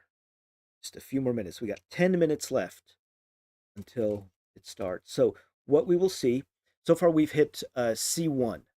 Okay, so C1 is the first contact when the moon just hits the edge of the sun. We call that C1. C2 is when the back edge of the moon hits the sun and starts either annularity or totality. C3 is when that front edge of the sun, front edge of the moon hits the second edge of the sun. And then C4 is when the moon finally leaves or the path of the sun, where the moon is finally exited out from in front of the sun. So C1, first contact. C2, start of annularity or totality. C3 is end of annularity or totality. And C4 is the end of the eclipse. So our C1 is at 10:20-ish, somewhere right there. And our C2 starts at 11:50, so another 8 minutes. Ooh, we are getting there, though. We certainly are getting there. And cool. I can hit that. I can hit that. And did the cloud go away? Kind of. It's a little bit hazy up there, but it's a whole lot better. I think we're going to be good. We have some high clouds that I'm seeing, but that's it. The light is getting darker. it's it's getting darker. So yeah, it's still getting there. This is pretty cool. I'm pretty happy. Um, Again, we had the opportunity to go to several different places. I'm really happy that we came here. This is a nice quiet spot. We actually thought about going to Corpus, um, but not sure about the weather there. I still haven't checked the weather down in Corpus. I'm really hoping you guys down there at the museum have clear skies, um, or as clear as you can get in Corpus. Um, Dallas Fort Worth, I know we have really clear skies. Right now, I'm pretty sure. I hope Santa Fe and Albuquerque have clear skies this morning. I know that your forecast for clouds with the balloon festival. Hope you guys can see something. I have friends who are in Hobbs right now. Robert's in Hobbs, and I think he's got clear skies. I'm hoping for the best for him. And have friends in San Angelo. I know Rod, you're in San Angelo right now, so I know you have clear skies, and hope it looks good there. Juan is not too far away. He is over in near Lost Maples, just south of it. Let's see who else. Um, George, you're not too far away from me. We have a bunch of other club members who are not too far away. So hopefully you guys don't have any of these high clouds over here. The light is getting darker. It's getting dimmer. It's getting red. Isn't the right word for it, but it's the light is getting weirder. We have a this thin crescent now, and it's yeah. I think the direction of the wind has changed, so it's coming more from the northwest right now. Earlier, it was coming from more from the east. So and it was a lot lower. So right now we got high clouds. They're just high clouds. So and they're pretty thin. I'm not worried. Sun is barely above. If I stick my head out, you can. Yeah, my hand is in the sun now. What do you think? Don't look at the sun. What do you think right now? What are you thinking? I like it. I'm thinking a moon. Now this looks kind of like the moon, that thin crescent. Don't hit the deck, making the telescope shake. Walk carefully. Can you see it? It's a thin crescent. Now, when annularity comes, when full annularity comes, when totality comes in April. So I have a question. When's the next eclipse? Um, let's see. The next annular, I don't remember where the next annular is. My brain has been locked onto this eclipse and the total one in April. Those are the only things I've been concerned about now for the last 5 years. That's what I've been focused on. And when it's over, I will take a break and then we'll plan for the next one. Right? Maybe? He has been along the way involved more or less in the last several years. So we actually brought him along when he was a year and a half old to Nebraska. So that his first eclipse was a total eclipse, and he was absolutely fine with it um, up until the point it was over, and then he cried because it was over, right? Yeah, I didn't know what was gonna happen. But that was your first eclipse, and in April it'll be your second eclipse or your third eclipse, your second total eclipse. Very lucky. Okay. Very Um, lucky. if you go to type in Xavier Jubier in Google and Eclipse, it will take you to his page. You can also do, I think, timeanddate.com. There are a bunch of different websites that list when solar and lunar eclipses are. You can find out the exact times. There's something called the Soros cycle. It's about every 18 months. There's an eclipse on this cycle. So it's all to do with the Earth's orbit, the Moon's orbit being tilted uh, in respect to Earth's orbit and how it goes around the sun. So, um, ooh, we're getting there. A couple minutes left. We have 3 minutes, maybe about 3 minutes left till annularity starts. Start capture again. Uh,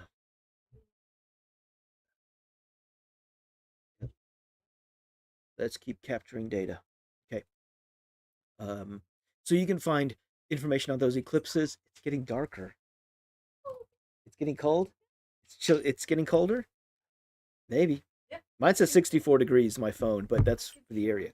It is. It's the light's getting dimmer, even though yeah, it's very weird.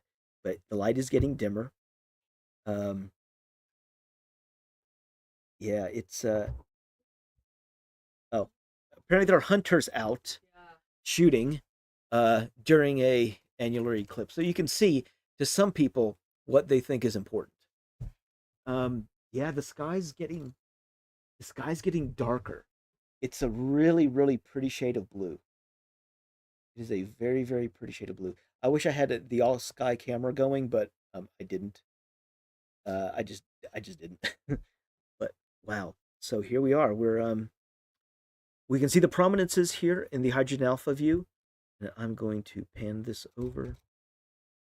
No, go this way. No, this is right. No, come on.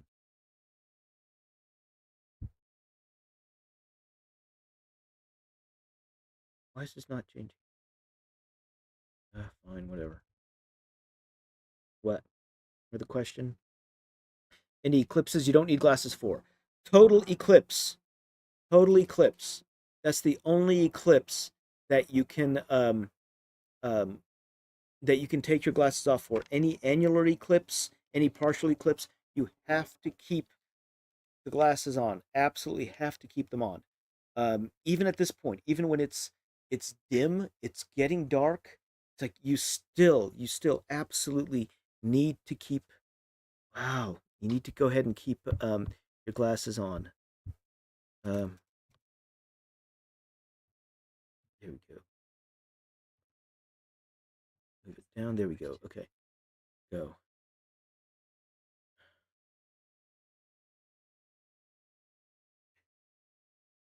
We're getting there. It is almost time. Oh, here we go. Here we go. Sebush, come here. Come here. Take a look. We're almost there. We are almost there at annularity. Look. Here we go. Look. Now go look through the glasses.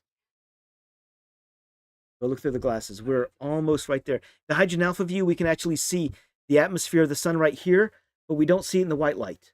We don't see it in the white light yet, but we can see just the bare atmosphere right there at the edge. That is neat. And now we are in annularity. We're at C2 right now. This is the second contact. So there we are. Oh, annularity. This is our ring of fire. So I'm going to go take a look. Of course, with the glass. Wow. It's a ring. It is a hole in the sun. And look how bright it is. It is. It's super bright. I'm just gonna drop the. Yeah. It's way too bright to see without your eye, naked eye. No, don't. Yeah. Don't try. It's still way too bright, but it is. It's Look how getting to be bright it is. symmetrical. Look how bright it is. Still I know. Look at the sun. Look at Spend the the sun. time looking at the sun. You will not see this for a long time. It's getting to be symmetrical, but it is. It's really, really cool. It is a So ring. pretty, Seba. It's a bright ring around a black hole in the sun. It's a black hole. It looks like a black It looks like a hole. black hole. It's not. Even almost. Yeah, it's almost there. So we can see the prominences here. Sebush, remember, don't walk because you're making the deck shake. No, stand out there and keep looking at it. Come on. We can look at this later. Yeah. We can look at this later. Come on. Can you take a lot of pictures? I'm taking pictures the entire time. Come on, How do Bunya. I don't hear them? It's okay. Because these are silent pictures. There we Come go. over here. This is what we're looking at. You're not going to. Yeah. This is the important thing. This is what's important. All right. We're at full annularity. Got glasses on. That is neat. And just looking, it's got some cloudiness around it. Yeah, there's some thin haze, some high clouds, but we can still see it just absolutely perfectly through the glasses. Yeah. So the total will be like this, except it will be much darker and it will just be a hole in the sky. Yeah. It won't be a ring.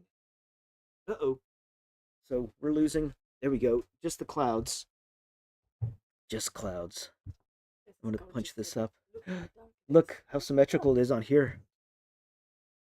No. Go. You can look without having to sit here. Go. There we go. You can see the clouds right there.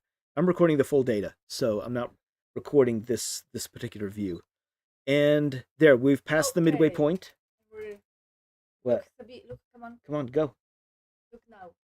What's the difference? What is it? See, it's above. Yeah. And it's more bright. Yes. Coming out. Yes. It's amazing. Yeah. So, yeah, it looks like We just came here to see this. yes, that's it. This is the only reason why we came. I had And we to, did. High five. I had Okay, to so just there we to go. spend our time. So we've got it's dark. It is pretty dark, and there are clouds. So it is, yeah. Clouds are covering it up right now.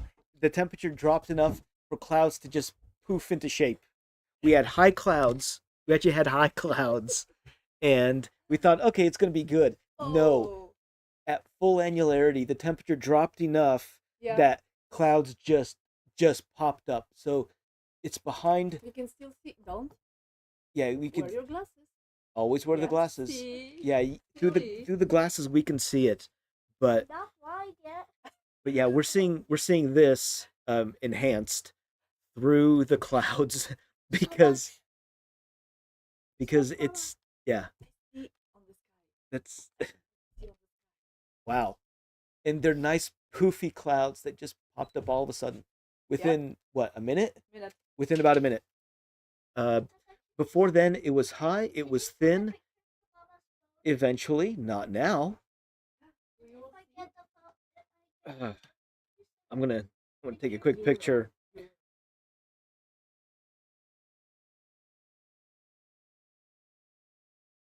Yeah. This is not yeah.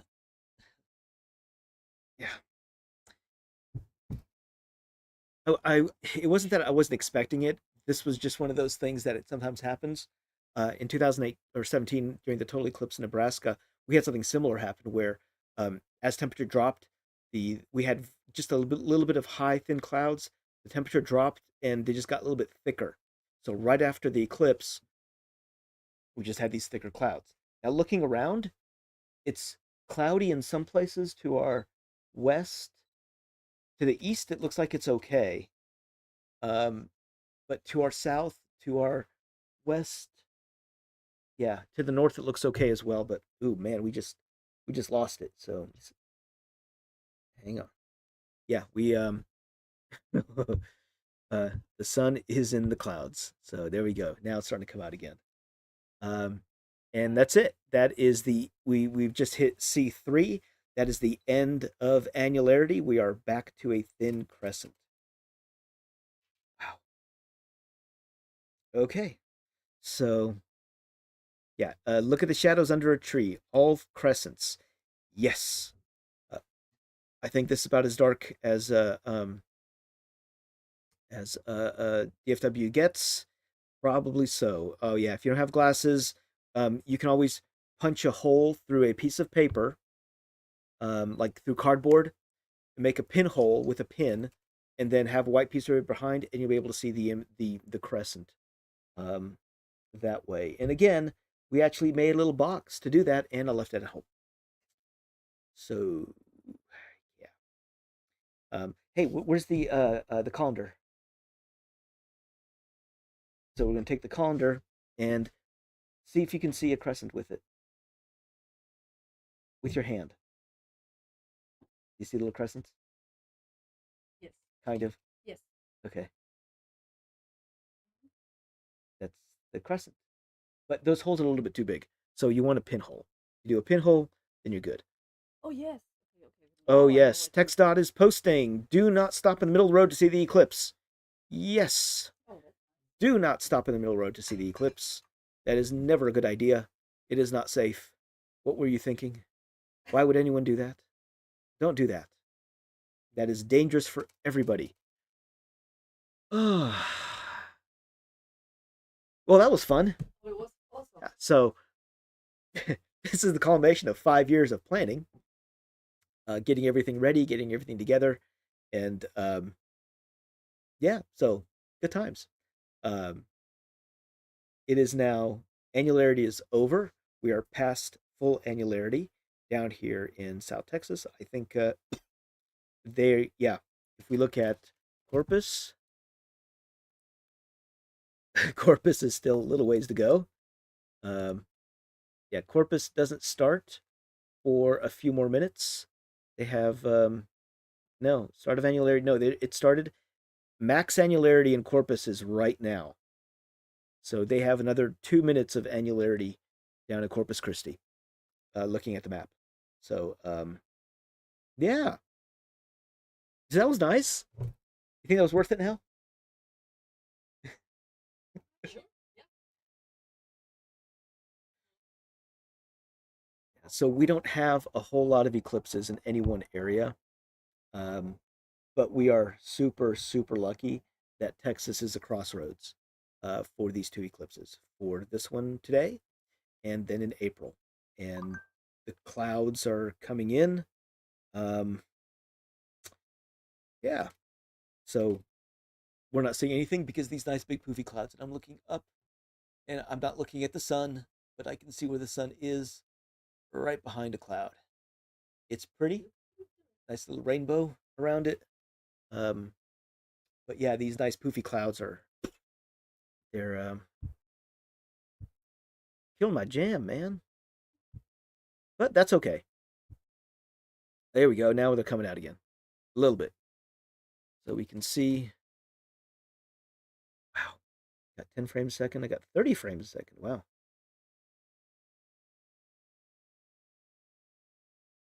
So the white light telescope, for some reason, is getting nearly 30 frames a second, while the hydrogen alpha is just getting 10 frames a second.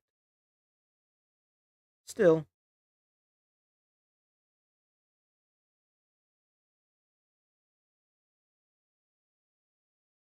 all right. So what's next? Let's go here. Okay. All right. So is it over? No, it's not over. It's not over till C4. And C4 lasts until I think about 120 or so. Oh. All right. Yeah, so it's we're still waiting. Uh-oh. Uh if there are any audio issues, go ahead and let me know. It's coming back and saying there's a might be a problem, but don't know, there shouldn't be. Um Maybe there are bandwidth issues. I don't know if anyone had any bandwidth issues. Did anything drop down? Which could be entirely understandable. People texting back and forth and sending pictures back and forth to each other. But yeah, it's still a bit cloudy. Let's get that. And the birds are singing, and it's starting to brighten up again. Yeah, it got quiet during annularity. The birds weren't going, and then cool. Okay, so we actually came down here on Thursday to miss the traffic. Um, and then we got worried because of the cloudy forecast. So luckily we decided to stay. And this is really nice. So here we are. And now it's dimming up again. So it's the clouds. Not much more to do. Who? Can we go outside? Yeah, you can go outside wherever you want. Should have been outside. How's that? Should have been outside from the very beginning. Okay. So this is going to go on for a bit longer. What? Will I do another live stream in April? Yes, I will. So right now the plan is, well, I'm with the Fort Worth Astronomical Society, so we are in Fort Worth. Fort Worth is in the path of totality, but it's off on the edge. I live south of town, and we actually have family land, which is even further south of town, closer to the center line. So my plan is to be there doing a live stream from closer to the center line. At my house, I think it's something like um, I don't remember exactly how much time it is from my house, but I know that. But by going just half an hour further south, I gain I think 20 or 30 seconds of totality, and believe me, that is worth it. Um, when we were in Nebraska, totality was 2 minutes 20 something seconds. Um, this time it'll be like 4 minutes 25 seconds on the center line. The moon is actually closer to the Earth than it was during that one. Um, so for an annular, the moon is further away from the Earth. For a total, it's closer to the Earth. So the closer it is to the Earth, the longer the eclipse is going to be. So that's what we're looking at right now. Again, this is our dress rehearsal. So this is seeing what works, seeing what doesn't, and then hoping for the best. So it is cloudy. I'm not seeing anything. It's still bright out. Oh wow, I can see it through the clouds. That is weird. Look at it right now. Look at it right now. Oh wow. Through the Hold on, hold on. clouds. That just looks weird, weird, weird, weird, Wait, weird, weird. just And don't look anymore. Too late. yeah. Don't look. Don't look. Wow. Oh, oh, Yep. Don't look. So through the clouds, it's yeah. Okay, you can look now through the a little bit. clouds. Yeah, just for a Oh, moment. weird. It is. We're seeing it through the clouds, so it's still bright, but it's not super bright. Right now, it's almost all faded out. So the cameras are very very sensitive, and I can get good images out of them, but not when it's covered over by clouds. It yeah, it's through a thick bank right now. We're not seeing anything. Okay, so April, yes, um, yeah, yeah, flower garden. We cannot ever look at an annular eclipse without glasses. The only reason why I'm glancing up right now is because the sun is behind clouds and we can't even see it. So, um, if I switch over this camera, you can see we're basically in the shade. You don't see any. It's bright, but we are definitely in the shade. The cameras are still clicking away. I'll get whatever data I'll get out of them, um, but I'm not seeing the sun out. A thin, super thin crescent, barely there that I can see naked eye, but I'm not seeing anything here yet. There it goes. Now it's just popping out, just barely there. That's a risk we take. I mean, we never know exactly what the weather is going to be at any location. We can do projections, and our area here was going to be on the edge of the clouds, further south, um, south and to the west. It was going to be cloudier, so that's why we chose. This is a really good location here in the hill country in Texas, so it looks super super nice. Um, we got what we came for. We saw annularity. Uh, Clouds came out. Clouds getting a little bit thicker. It looks super, super weird through the clouds, um, but it is there. Um, yeah. Just jumping to here, we can barely see it coming out. Yeah. There's not much that I can really show right now. It's just behind the clouds. So um, telescopes are turning away.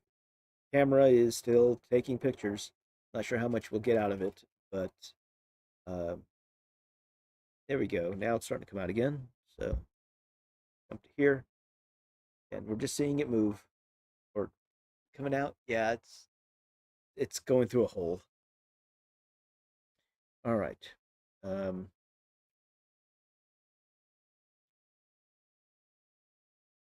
Downtown Dallas, great views, fantastic. I'm really happy people were able to see it.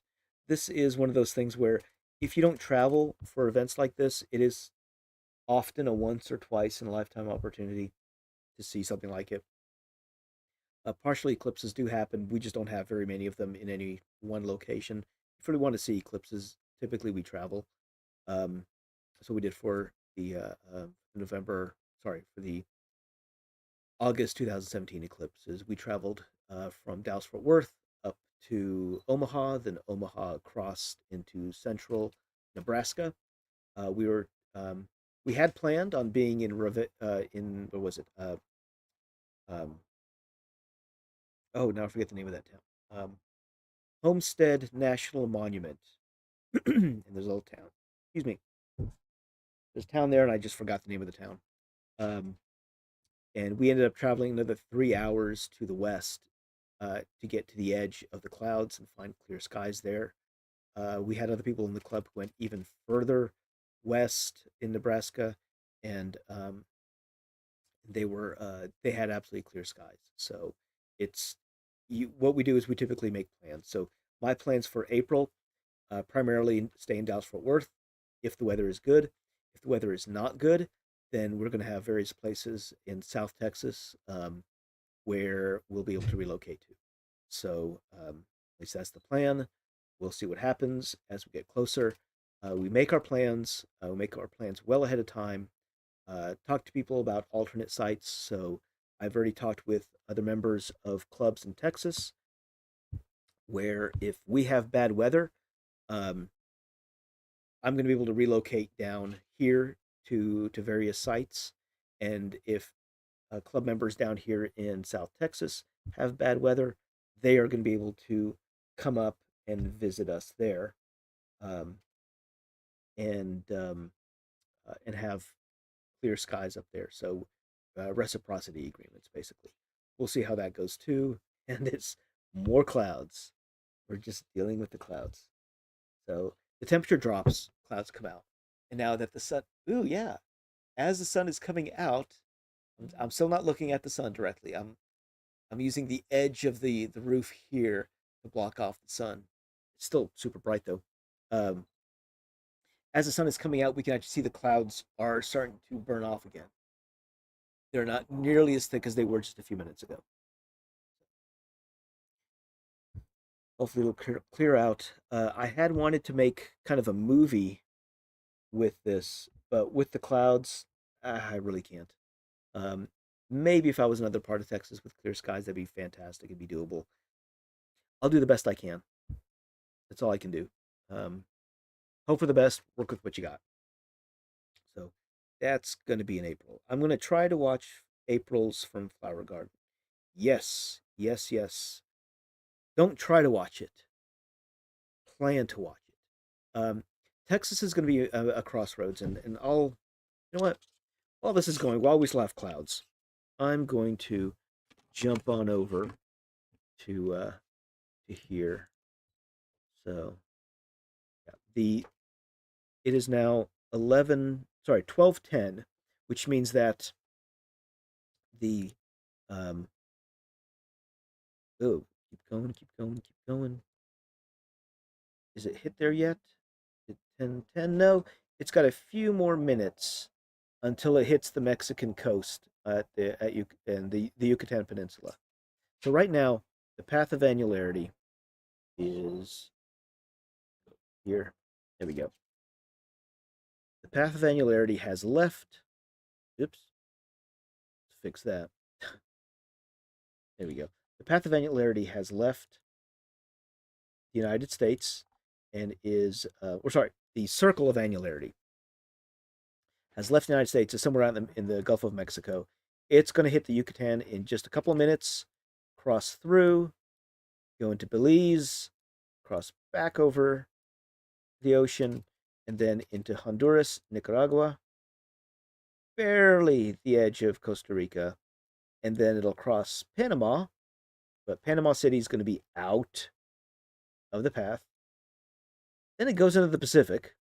So it started off. It started off in the Pacific, went across the U.S., hit the Gulf, Caribbean, back to the Pacific, through Colombia, then into Brazil, going through the Amazon, hitting some towns, but not really hitting anything major until hitting Natal and Sao Pessoa, San Pessoa. Is that it? Yeah, something like that. I know it's Natal. Um, on the edge or on the coast of Brazil here, and before stopping right there. So over here, it'll reach that later today. So nearly sunset? No, no, not quite that late. No, sunset. Yeah. So if you look at it here, yep, end of annular eclipse, and then they got sunset. So yeah, hard to see, but there we are. Um, so this is for this eclipse. If we're looking at April, this is kind of what we're looking at right now. That quick jump back. It's still going. It's still recording. Not too bad. And I'm going to fix this.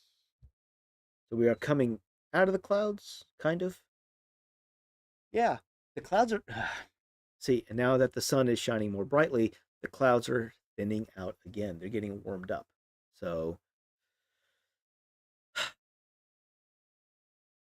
it is what it is. This is this is what happens often with eclipses, is that um, as that the center there passes over land, temperature drops and it clouds up. We actually saw this in 2017. Uh, so it's what we got to deal with. We just hope for the best. Now, back to here. So for April, you're asking about what's going to happen in April. Um, let's jump all the way down to the map. Go. Okay, so it starts off way in the Pacific, and it doesn't. No one's going to be in the path of totality all through the Pacific. It'll be in the partial phases. So even Hawaii is going to be able to see it partially. Um, but nobody's going to be in the path of totality in the Pacific unless they're on a cruise ship. And guess what? There are cruise ships that do this. So I have no doubt there are going to be cruise boats coming out of, oh, I don't know. Maybe they'll come out of French Polynesia or something. I don't know how far it is to, here's Bora Bora. So they may come out of Bora Bora or Tahiti, uh, come up to the path and then turn around and come back. Don't know, haven't looked at it, but it is entirely possible. They're probably, if they're not booking now, they will probably be booking very soon and probably full. So when it hits North America, it will hit near Mazatlan and go up through Durango and past Durango all the way through Mexico, and then it will hit, um, was it Piedras Negras? Okay, yeah, somewhere about this area, Eagle Pass area near the center line. San Antonio, where we are right now, over in this area here, uh, this is a good spot for the total as well. So anyone who lives in this area, stay put. Unless weather changes, then move. But this is a really, really good area for totality as well. San Antonio, half of San Antonio will be in and half of it will be out. So downtown, the Riverwalk will be out of the path of totality. So you want to be far to the west, to the north, to the northwest if you live in San Antonio. Okay. But this is going to be a fairly wide path. So Kerrville is going to be major center as well as Ingram. I know Ingram and Kerrville are doing big events for totality in April. Um, I know many of the many cabins, many hotels, resorts in this area, they are already booked out for April. So um, if you want to find a place, start looking now. Oh, we got clouds are ooh, clouds are almost gone. Wow, that's what it took. As annularity got closer, the clouds got thicker and thicker. In the middle of annularity, they just went all poofy and thick. Um, and now that annularity is passed and more of the sun is being uncovered, the clouds are going away. Light's getting quite a bit brighter. It's still not like a regular midday sun. It's still a lot dimmer light, but it is significantly visibly brighter than what it was. All right, so we'll just keep watching that till it goes. Let's go back to the map for April. So Ingram, Kerrville, big events. Fredericksburg, big event. I'm pretty sure there are a bunch of wineries in Fredericksburg that are doing events for totality. If they are not, they should be. Lots of places to be here. This is a very, very large area. It's very, very spread out. So you can find a place out here to observe from, not necessarily uh, find a resort. Now, if you're just out there to observe, all you have to do is drive out and sit out on the side of the road somewhere, um, find roads, find parkland, find something, sit out there at the side of the road for a bit with your eclipse glasses, watch, and then take them off during totality. That's all you have to do. You don't have to have any specialized equipment. You don't have to have all the stuff that I have behind me. You really don't. Um, this is for specialized stuff like what I'm doing with the cameras here. But most of the time, really for almost everything, all you need is eclipse glasses. If you have a solar safe telescope that's filtered, fantastic. That'll get you just better views of the partial phases. But once totality hits, then you can take these off. Uh, on the YouTube channel, I have videos in English and Spanish on eclipse safety for the annular eclipse. I will be making a new one for the total eclipse. It'll be very similar data, very similar information, but during the annular, you can never take off your glasses while observing. For the total, you can. There is that moment in totality when you can take it off. And I'm just going to look up. Ooh, wow. Yep. There is the crescent sun. Moon just below. So it's just above the line of the patio. So I can just lean back and see it. See it quite right there. So I don't have to move much. It's rather nice. Okay, back to the map. Very wide path. So if we're looking at the metropolitan areas, half of San Antonio is going to be covered. New Braunfels, San Marcos, um, Buda, Kyle, all that will be out of the path. Austin, downtown Austin, out into East Austin as well, but not the tollway, not the super fast 130 tollway. That will be out, but downtown, all the way up into the Cedar Park area, Round Rock, Georgetown, all this will be in the path of totality. Uh, the center line is still where you want to be for the longest. So, for example, we're in Austin. Let's say we're at UT, so University of Texas.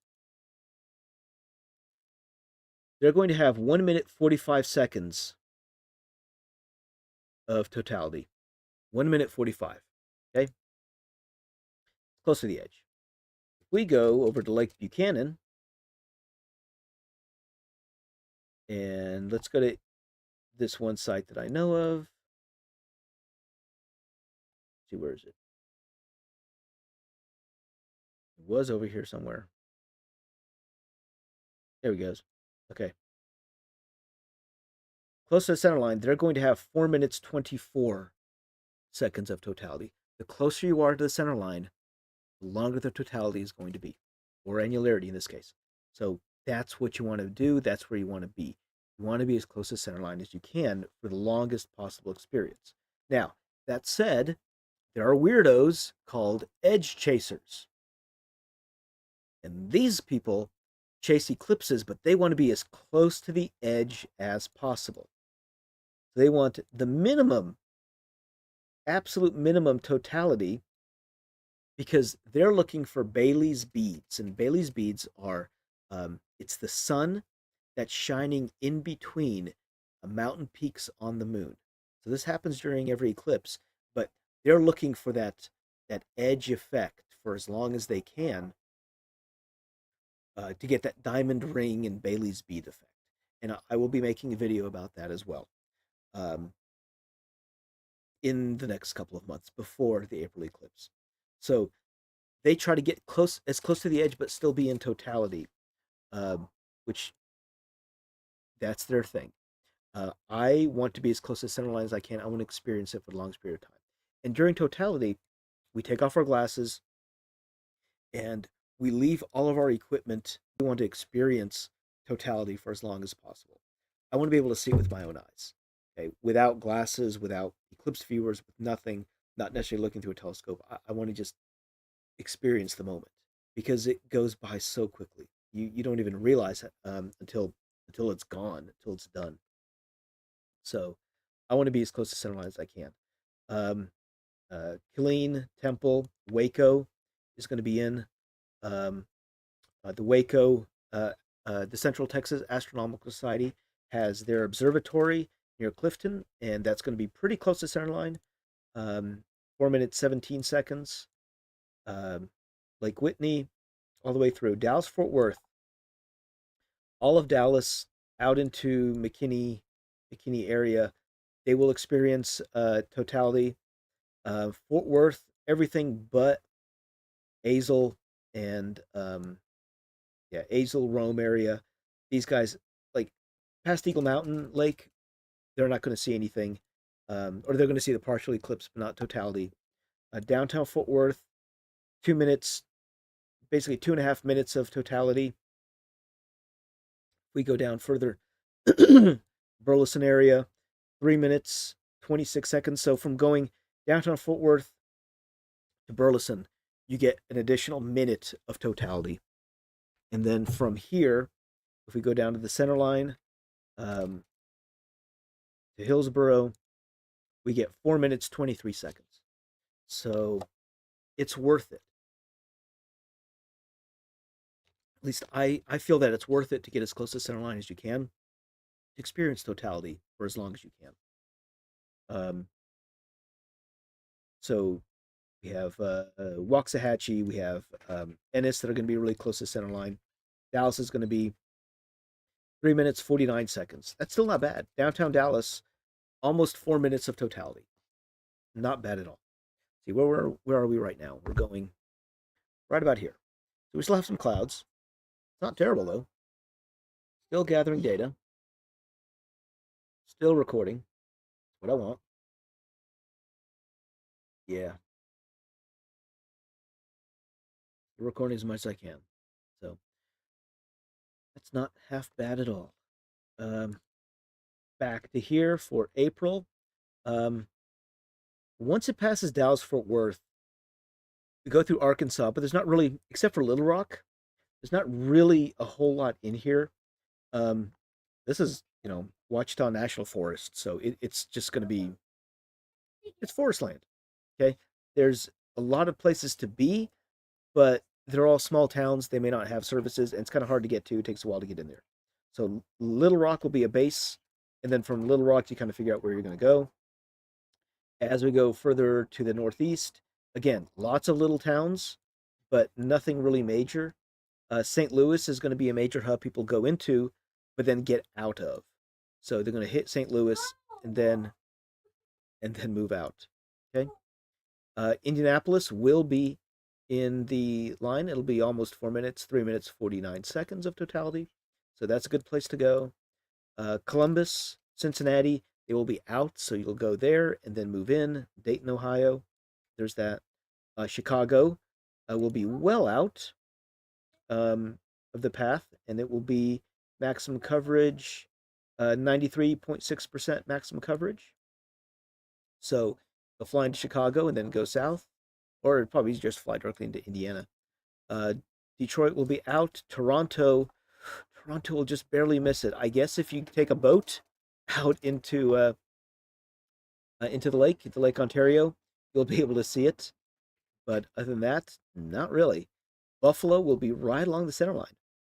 The Buffalo will have 3 minutes 45 seconds. So if you notice, as we come here, um, it totality lasts less and less and less. So um, yeah, Toronto will be out. Montreal barely in, just barely in, a minute and a half near central Montreal. So you'd want to go as far south as you can. And again, in Maine, there's not much. Um, you would have to hit the bigger towns and then drive up north, um, right along here in the corridor to find something. Nova Scotia's out, and then let's see, Newfoundland. Yeah, again, Newfoundland. It's going through the empty center of Newfoundland. So yeah, and then it's out. Goes out to the middle of the Atlantic and sunset. So that's what we're dealing with in April. Now, in terms of weather, this is a good place to look. So if we're looking at cloudiness, Texas is going to be your best bet. Well, technically, Mexico is going to be your best bet, but not everyone is going to travel to Mexico. Um, so Texas is going to be a major center for the April eclipse. People will be flying in to Dallas Fort Worth, to Austin, to San Antonio, and then from there figuring out where they're going to go. Um, because of our position, everyone to our west and northwest, Dallas Fort Worth area is going to be the closest to them. So this is where they're going to be coming. Um, the cloudiness, the chance of cloudiness increases quite a bit the further north and east you go, to the point where pretty much Maine, Nova Scotia, Newfoundland is probably going to be completely clouded out anyway. Like this is the average cloudiness in April. So again, Texas is the place to be for April. Um, we may luck out and have it clear across all the U.S. Um, it's just less likely, but it could still happen. So the plans are typically um, find a place to be and have alternate sites. So plan to be in Texas as your primary site and have alternate sites maybe in Arkansas or further to the northeast in Ohio, Indianapolis, um, as secondary sites. Plan ahead. Um, Plan to move at the last minute. So if the weather looks like it's going to be super cloudy in Texas, plan to go elsewhere. Stage yourself in like a central location and then branch out from there. When we were in Nebraska, I had, I think, 20 or so sites that I had called ahead of time and let them know what was going on. Let them know that I am, oops, let's go here, that I'm going to be there for the eclipse and I'm trying to find a place to be. My primary site was at Homestead near Beatrice, Homestead National Monument. This actually it turned out to be a really, really big event. I think Bill Nye was actually there. That was going to be my primary site, but when I heard about how many people were going to be there, about some of the limitations, I looked at other sites. I'm glad I did because they were rained out. Um, we finally went to a winery near Ravenna in central Nebraska, and it was a 3 hour drive from Omaha, but we made it and in time and got really good images out of it. Uh, had a great time there. It was absolutely fantastic. But that was one of my tertiary sites. That was my third tier site, and I ended up calling them. See, the eclipse was on. I think it was on a Sunday. I called them up on a Friday evening and asked if they had any more space, and they did. So we got there Saturday, late in the morning, I think, late in the morning, about noonish, somewhere about there, to be able to set up in time, get everything ready, set up telescopes, set up the cameras. Actually, no, just set up telescopes. I think I didn't do any video then. Just set up all the telescopes and get everything ready. So we were there ahead of time, ready to go. And then when the eclipse happened, everything was automated. I had cameras that were automated. The telescopes were all automated. Everything was automated. All I had to do was sit back and watch and enjoy the event. Looking up right now, I can feel the top of my head got burnt a little bit. You can see that's where the sun is. So I'm going to look up. It is a thick, thick crescent, but looking around, the clouds are almost gone. So the sun gets covered up, the temperature drops, the clouds come out, cover everything up. Moon moves away, more of the sun is exposed, temperature goes right back up, and the clouds go away. It is now clear, almost clear. There's some high level, really thin clouds, but they're barely noticeable. So there we are. That's what we got. Okay, let's go. Any other questions? 8%. Okay. It's not quite over yet. All right, Denton C. April. Denton. Oh yeah, let's see. Let's go back to the map then. Let's look at Denton. Oh, Denton's going to be out of the path. Sorry. Denton's going to be out of the path. So you will need to go further down. Oop. No, it's fine. Yeah, you'll have to be further down from Denton. See, there was another question. Let's see. Denton. Okay, Denton will not be able to see it. And when does this one end? This one is over with probably another, a little bit less than an hour. This one's a little bit under an hour, so we're still going. I know that people are dropping off now. It is. Is that for me? No. No. I thought my kid was bringing me food. No, I'm not going to eat on camera anyway. It's fine. See, if you look up right now, do you see? Don't look at the sun. Now look up. See how the clouds have gone away? Okay. So when the sun comes out from behind the moon moves away, the temperature goes up, and the clouds go away. So, That's how it looks. but that's how it looks right now. This is live. I'm See? going to get Baba. Well, okay.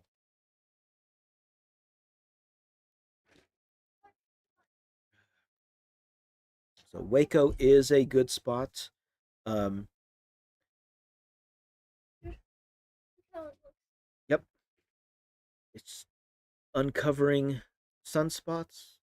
Zobacz tutaj na tej. Oh. Can you see it?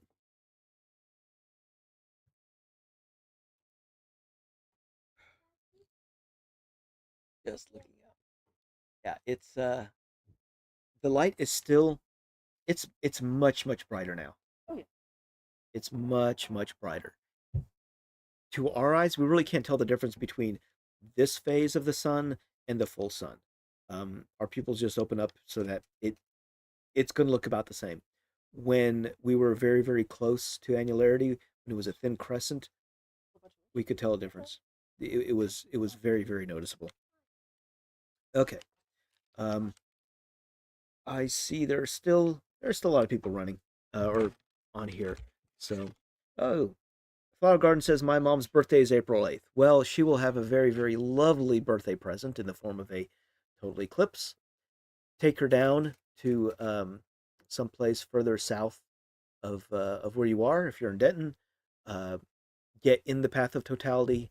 Check the weather ahead of time. We will be watching the weather um, very carefully for April. Typically, what we do is we look at the forecasts about a month ahead of time, and it's an El Nino year, so it's going to be.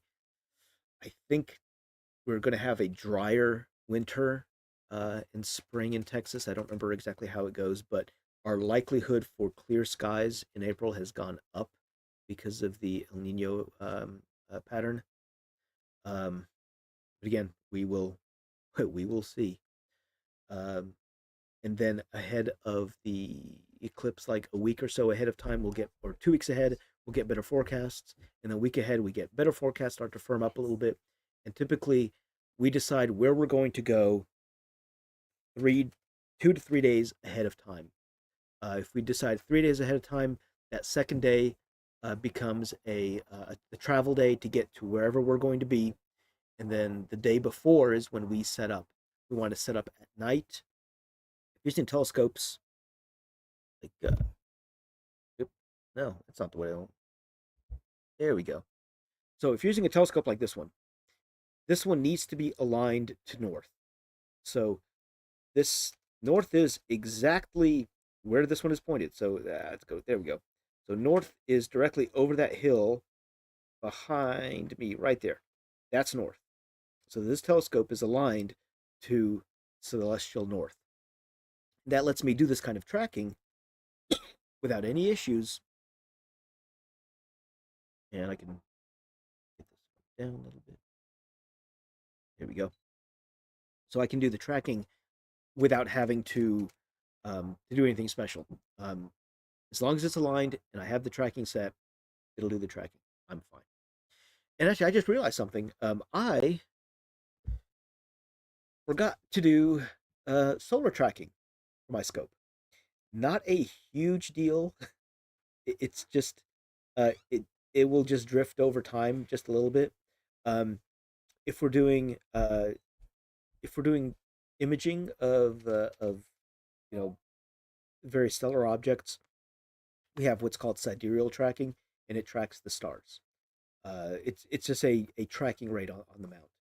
If we're doing solar tracking, there is a solar tracking option that we do. If we're doing lunar tracking, like if we're imaging the moon, we have to set it to lunar tracking because the moon actually moves significantly faster.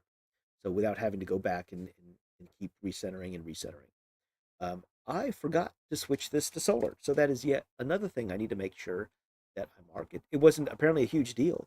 It didn't move that far off, but it's something that I should pay attention to. Now, with the other mount, um, this one over here that's got the camera on it, that one's doing just fine, imaging with the DSLR on long lens. That one is actually tracking the sun, and it's tracking it with a little camera on it. So I'm not really worried about that one. Okay, let's see. South Lake is that's the eclipse in South Lake. Will it be visible in South Lake? Yes, it will be visible in South Lake. Grapevine area, South Lake, yes. But if you're going to North Lake, it will be out. So this isn't Grapevine. Because we are a Texas astronomical club, we are biased towards Texas.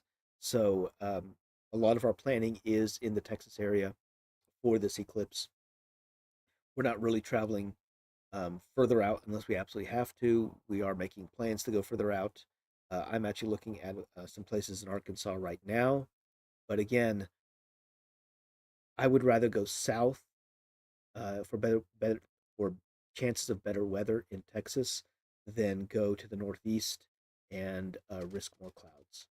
But again, you got to do what you got to do. So if you want to, that's what you do. If you're trying to find a good place to go, that's how we do our planning. So it is 12:40. The eclipse is still going. It's still going. It's still a crescent. Well, put your glasses on and take a look. I know you can see, but you can also see with your eyes. And that's the thing. You can look through cameras. You can look through telescopes like these to see these views, but nothing really beats looking at it with your own eyes. Just even a partial eclipse, putting on your eclipse glasses and looking up. It's like someone just took a bite out of the sun, and it's neat. It's a really really neat thing. So I'm going to continue gathering data, but it's 12:41. I don't know. I would not mind stopping the broadcast and going to get something to eat. Um, but if people want to stick around, I have no problems letting this thing go. But I definitely need to take a break. And what I'm thinking about is, let's see. Here we go. Okay. Yep.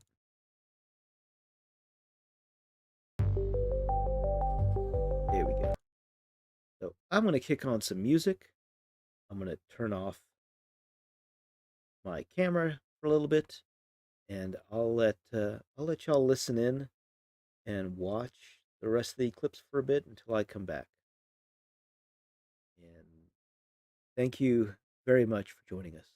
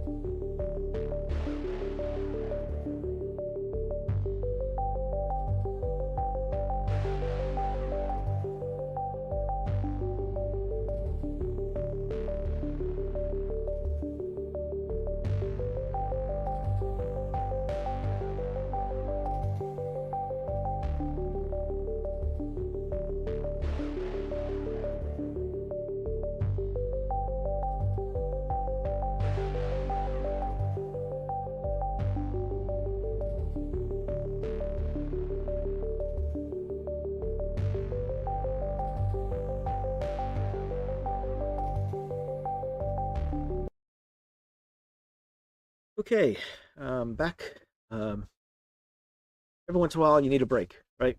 So I can't keep talking for hours and hours and hours on end without at least a little bit of a break. So I'm Chris Wojnicki with the Fort Worth Astronomical Society, and we've been here watching the annular eclipse down here in South Texas. The weather was iffy, then the weather was good, and then about halfway through annularity, it clouded over. And then when annularity was over, a couple minutes after, the clouds cleared up again. And right now, we have high, thin clouds. The sun is totally covered over. Sorry, the sun is totally out in the open. So you can see it on the images here. I'm looking out with the eclipse glasses. There's a little nibble that's left in the sun. You can see it on the images here. Um, if you are looking, let's see. So if you haven't been here the whole time, um, on the left-hand side, we're looking at the light from one telescope. We're looking at hydrogen alpha light. This is a very, very deep red color. It's a very narrow bandwidth of light that we're looking at. And this is the upper atmosphere of the sun, or part of the upper atmosphere of the sun, um, where we can see things like some of the surface detail, filaments, like that guy right there, as well as prominences on the edge. Let's see if we can see any edge stuff. Nah, not really. Once I do some post-processing of the image, we'll be able to see it. Before annularity, if you um, if you go back earlier in our broadcast, right before annularity, um, when the clouds started to come in, I was playing with the histogram, and we could actually see some prominences along the edge. So when I do post-processing, I'll be able to come back and we'll be able to actually see some of these effects.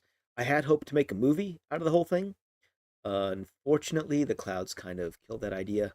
So right where we wanted to see the good stuff, um, it got cloudy, and we couldn't. So oh, here we go. So we're looking at. I need to wait.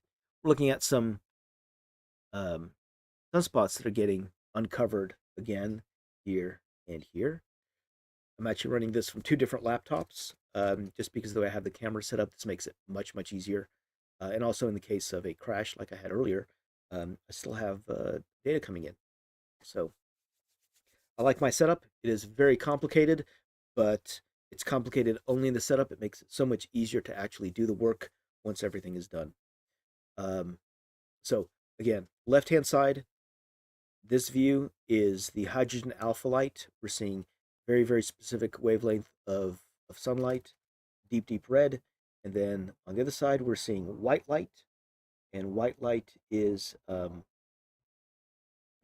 full spectrum. Drop that down. Here we go. So it's the full spectrum of sunlight, and I'm able to see um, sunspots, and that's really about it. We can't really see a whole lot of surface detail, but it does make for a pretty yellowish orange picture.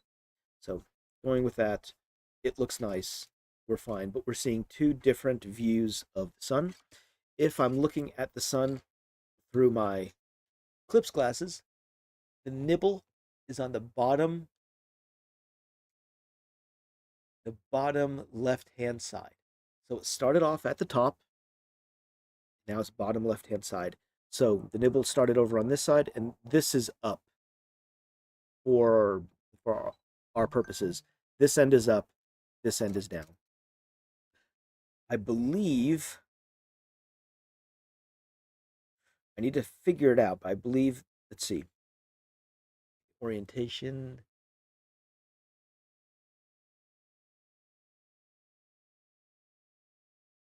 Uh, North. Yeah, I believe this end over here is north.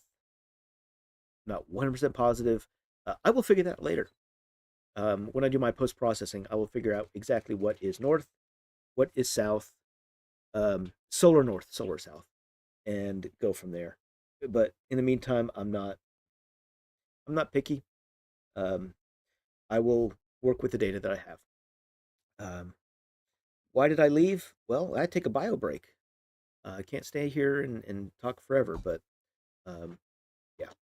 I'm back now. We'll be here till the end of the eclipse. It's not too much longer. I think it's another, not even a whole 20 minutes. I think another 15 minutes or so, and then it'll be over. Um, then I can start packing all the stuff up. There's quite a bit to pack up. There's quite a bit of equipment, so really can't see all that I have, but I'm using two video cameras, um, one DSLR, two telescopes, and one mount. I have two laptops and a desktop and a bunch of other gear that I didn't have really much time to set up. So all of it gets packed away and back into the car, but it is at least self-contained. Um, I have it down to a system, so it's really easy to transport between locations and get it done. So this again, this eclipse was our dress rehearsal. We're trying to figure out what works, what doesn't work, what I need, what I don't need, and I'm writing my checklist on what I forgot to bring, um, what I definitely didn't need this time around, and and we'll work from there. Um, there are some things I wanted to do. Um, I wanted to do an all sky camera just to show how the clouds change very quickly during the eclipse.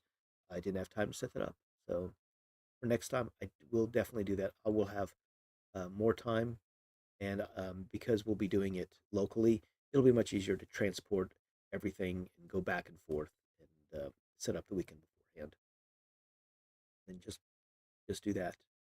We can see some more. Yeah, excuse me. We can see some more of these uh, sunspots getting uncovered, and we see some turbulence in the air. Let's zoom in on that. See what that looks like. There we go. So we've got the edge right there, and this is just atmospheric turbulence. Little bugs every once in a while flying across the face. There we go. That's a nice little sunspot there. This is a fairly high resolution camera. This is a 1 inch sensor. It's a 20 megapixel monochrome. I can get a lot of really good data. Oh, let's not really seeing the edge of the moon here, so let's go over just a little bit. There we go. That's better. So this sunspot complex here is this sunspot complex right there. I can also zoom into this one. Oh, no, I can't. Not yet.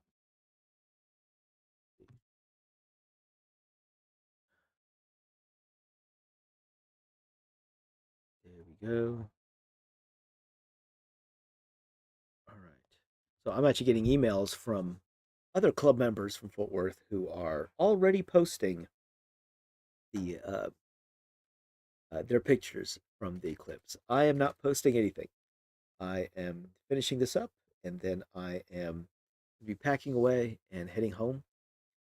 And I will spend tomorrow relaxing, and I will go ahead and start processing later on this week in the evenings.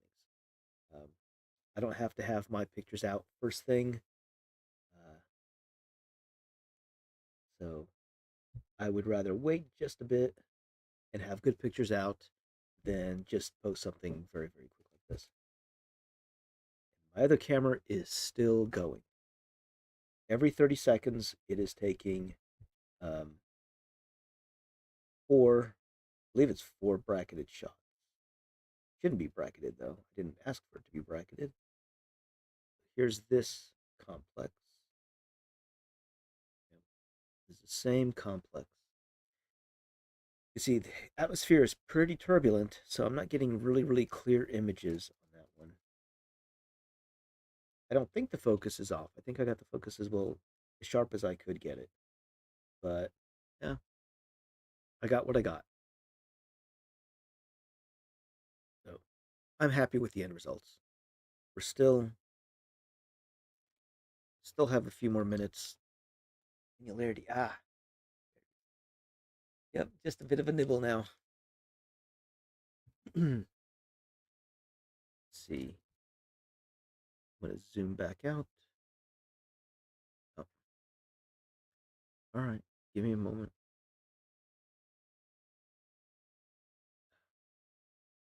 I have to be quick because it's trying to. There we go. That's what's left. So This zoomed in sunspot complex is this one right here. I like the sharpness of this. This is going to be pretty good. I think I can use this for good data. We can see just the edge of the moon here. There are mountains along the edge of the moon. They're hard to see. If I process it more, maybe I'll be able to make something out. Wow. Oh, we have some edge stuff coming on right here. See if I can get that. Yeah, there's a little bit of edge stuff going on the sun. You saw some prominences in this area. Oh, there we go. This is a prominence right there. There's something going on right here. I can see it. Oh, hang on, hang on. And move this out of the way. There we go. So there's something going on right here. You can see there's a little bit of a change. This is a little bit brighter than the background. So not by much, just a little bit. So I need to play with that and see what data I can pull out of there. Here it's not really visible. There it's a little bit more visible. Maybe if I do it, there we go. Oh yeah, there we go. Now it becomes visible.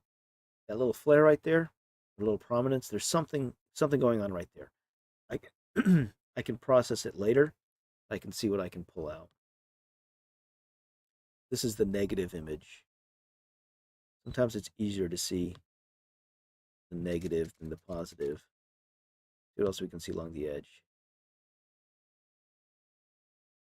I know there's stuff there.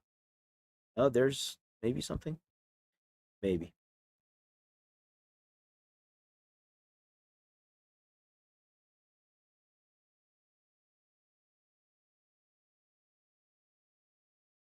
Looking for anything big, really obvious. Don't see anything big obvious. Those are suns. Well, here. These guys are sunspots. These guys, that group right there. Oh, there's a bug that flew across.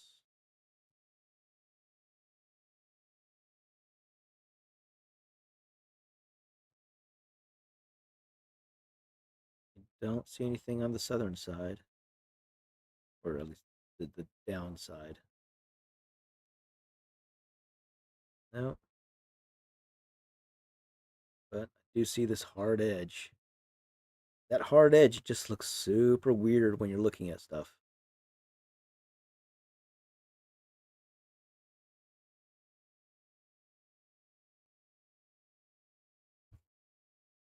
So there we go. Maybe we'll be able to see some mountains on the moon if I can enhance it enough. But in the meantime, that's just the edge.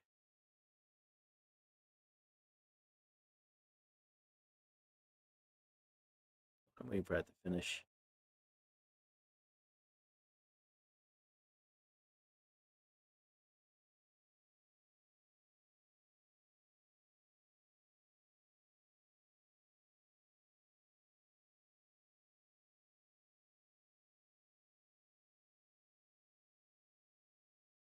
Yep.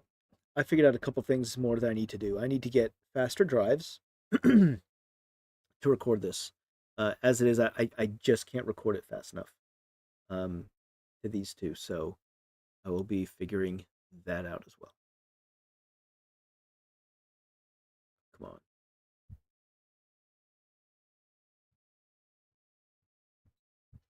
Yeah. The computer's fast enough. It's the drives are not fast enough. And I'm using external SSDs because it's going to be quite a bit of data. So there we go. So two views, still moving slowly past.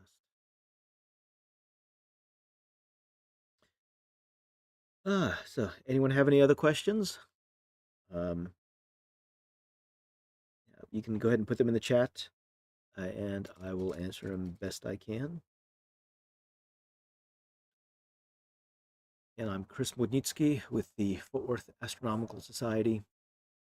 Been doing the live stream since 10 this morning. It's now 11:15, 11:13. I think the clip's going to last just a few more minutes. So we hit C1 at about 10:20. This is excuse me. C1 is the first contact of the moon's limb with the edge of the sun. C2 is when that edge touches the far end of the sun, and the start of no, C2 is when annularity starts. C3 is when annularity ends, and C4 is when the eclipse is over.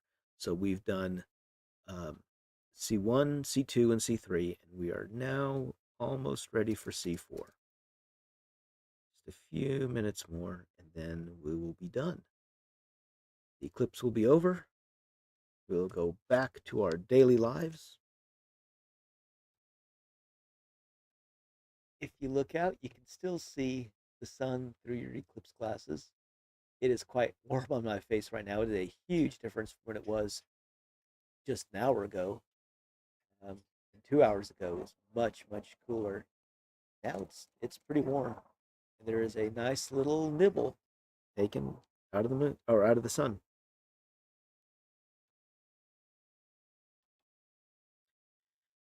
So if you're still if you're still here now, okay. What's next for us? Um, well, this is the new moon. Tonight will be the new moon. It'll be a very, very young moon. I don't think it'll be visible until tomorrow night, um, because it's still so close to the sun. However, this next Saturday is International Observe the Moon Night. So I will be doing a live stream. We will be looking at the moon. I'm going to be doing a couple tests, see just what kind of a view we can get. Um, I will be using astronomical cameras, but I also want to try some video cameras just to see what I can do. We'll see how that comes out. And again, that's dependent on the weather. If the weather is good, then I will do it, and I will check the forecast right now because I haven't looked. I've been focusing only on today for the last couple of weeks. I have not looked at absolutely anything else. So looking at the forecast for this week, next Saturday, the 21st, looks to be clear all day and all night. It'll get 66, so it'll be nice, and it'll be cool. 80 when it starts off. That will be fine. I think for at least a couple of hours, I'll be able to do the live stream next Saturday. I will just do it from the backyard, where I usually do it, and we will look at the moon. So it will be a first quarter. It'll be a yeah, it'll just be first quarter. So we'll be able to see quite a bit, especially there on the Terminator. Um, and we'll just go for a couple of hours looking at the moon. There's not much else that we can see. We may look at some planets as well. I think Jupiter should be up, so we can look at that. But otherwise, we'll just be looking at the moon. See, we have oh, later, after International Observe the Moon Day, what do we have? I don't remember what we have. We'll try to do some more star parties uh, before the weather gets too cold. When it gets really hot in the summer, it's really difficult to do these things. It's still 100 degrees at sunset. It's just completely exhausting, and the cameras don't work as well. They have to cool down at least a little bit. So the winter is a nice time when a lot of stuff is visible. A lot of stuff is visible in the summer too, like the summer Milky Way. However, it is so hot, no one really wants to do anything. And I especially don't want to sit out in the heat. Um, the sun sets much later in the summer, so I can't really start anything until after 9, 10 o'clock. Um, and then when I'm really getting into it, it's already 1 o'clock and I'm exhausted.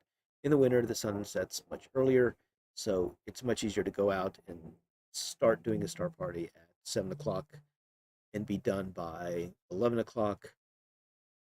Cover everything up well before midnight and just go to bed. Um, it's colder, but I think it's a little bit better in the winter. We are still getting there. It is still going. It's still going. So we can see the turbulence. We can see sunspots again. There's that nibble.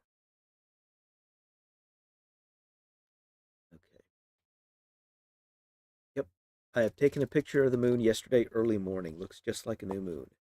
Yes, except it's an old moon. So that thin crescent. So yesterday must have been very thin in the morning. Um, those are always neat pictures to take. And then tomorrow there will be the new moon tomorrow night. So as long as it's clear, we'll take a picture of that just after sunset. 119 right now. Take a quick look at the map and see where, how much longer is this going to be? How much longer? Okay, there we go. There's here. This is over with. Oh, in 11 minutes. So we have another 11 minutes before this is over. I thought it was going to be over about 1:20, but it's actually 1:30 and 59 seconds. So basically 1:31, we will be done. So, uh, the Fort Worth Astronomical Society is a 501c3 nonprofit organization. Um, so we do not make any money off of this. Uh, if you would like to make a donation, you can actually take that off your taxes. We appreciate all the support. If you like this kind of content, please like and subscribe. It does help with the algorithm to help other people see. I would love to be able to collaborate with other people. If you would like to do a star parallel, like this, if you have the equipment, if you have the desire to, I can help you set up a similar setup, show you how I do it. It is really not complicated. You don't have to have the greatest equipment. You don't have to have expensive cameras, expensive microphones. Everything you can do relatively cheaply, relatively simply, but you can still make it look really good. I'm really thankful for the equipment that I have. Um, Thankful to my cousins for their support. I'm able to use some of their equipment, some of their camera gear, and microphone gear to do some of this stuff. Uh, Thankful to the club for letting me do this in their name. I'd love for other members of the club to help out with this as well. I really think this is a lot of fun, um, and I enjoy this aspect of outreach where we can bring information to the general public. We can show you things like this. Most clubs are not set up to do these type of events.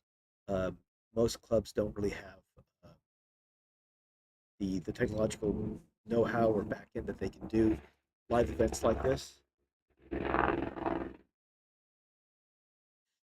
But most astronomy clubs actually go out to the general public and do events.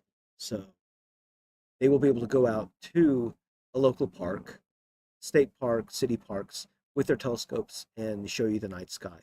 In a lot of cases, especially now during this eclipse season, so to speak, a lot of clubs have been going out with solar telescopes. So showing the sun not during an eclipse, just during the day, showing sunspots using the hydrogen alpha telescope like this one, showing sunspots, showing prominences, um, just live views that way. Um, Others just have white light telescopes and projection telescopes so you can see the sunspots. All the stuff, the science outreach is really important. It gets the next generation interested, and it shows people things that they never really knew existed. Um, Most people don't have access to a telescope, much less a hydrogen alpha telescope. Most people have never seen sunspots on the sun. Most people have never seen craters on the moon or Jupiter or the rings of Saturn. And primarily it's lack of access. So when astronomy clubs like ours and others are able to uh, take events like this to the public, show people, uh, just regular everyday people, just show them things like this, it gets people interested. People really enjoy seeing this kind of thing. I have found at least. When we do public events, um, we also have uh, we do events at schools. So we have done solar viewing at some of our local schools this past year. We do other events around the Dallas Fort Worth area where I actually have an extensive meteorite collection, so I'm able to take the meteorites to people and show uh, rocks from the moon, um, samples of meteorites. I have a meteorite from Mars. What meteorites actually look like. I have um, meteorites and meteorons. I have meteorites that actually came from space, and I have rocks that came from my garden, my backyard. And seeing the difference between Earth rocks and rocks from space, we recently had the OSIRIS-REx mission that came back from was it Bennu, an asteroid. It brought back samples, so now we know what kind of material is on that asteroid. At the same time, with meteorites, these I'd say they're free sample return missions from space, from asteroids, from other planets, from the moon, from Mars. You don't know what you're going to get, but it's a random sample, but it is a sample. We've been able to find out quite a bit about that, about other objects in the solar system from meteorites. So things like this, going out to the public or bringing this into your home, onto your phone. This is the kind of stuff that our organization does.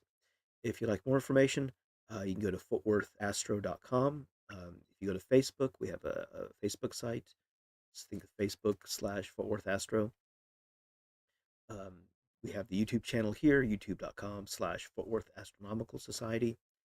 Um, and we have information on the Facebook site and on the website about how to join the club, as well as how to give donations. We're always happy to take what you have, uh, what you're willing to give. We really, really do appreciate it. It is now 1:25. We have 6 minutes left, maybe 6-ish minutes.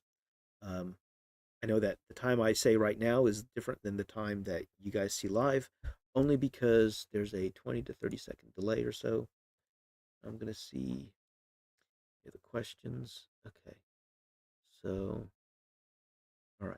Uh, I've been talking for a while, so I'm drinking my water, so my throat doesn't completely dry up. You can hear my camera still going there in the background, still taking images. It will still take images until the eclipse is over and I go over there and turn it off. You want to see? Want the glasses? See here.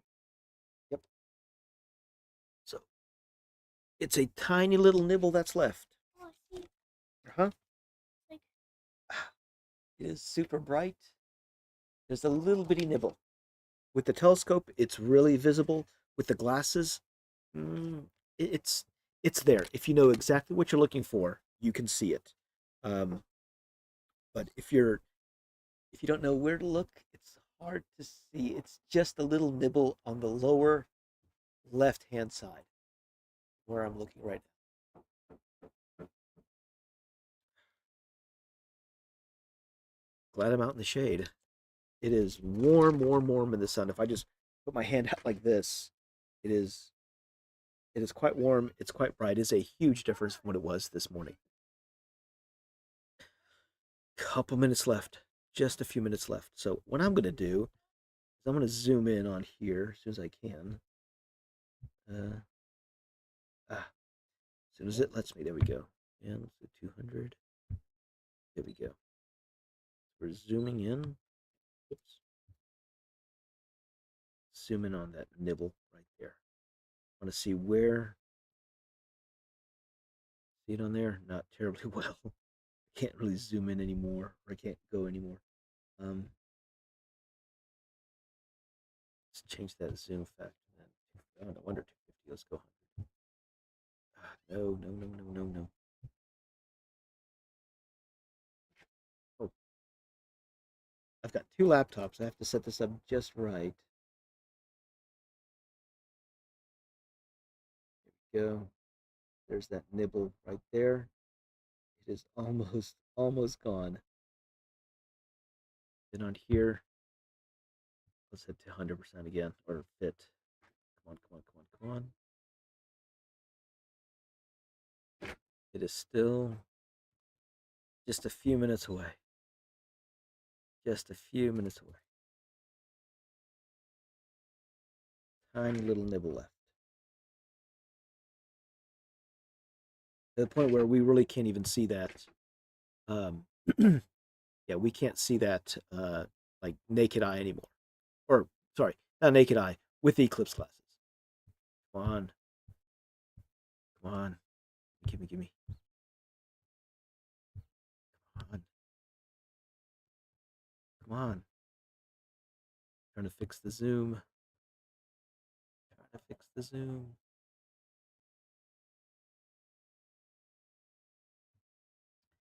This is actually new. I'm not sure why it's. There it goes. Auto. There we go. Now we have a zoomed in view, the full view. It's just a tiny little bit. Just a tiny little bit.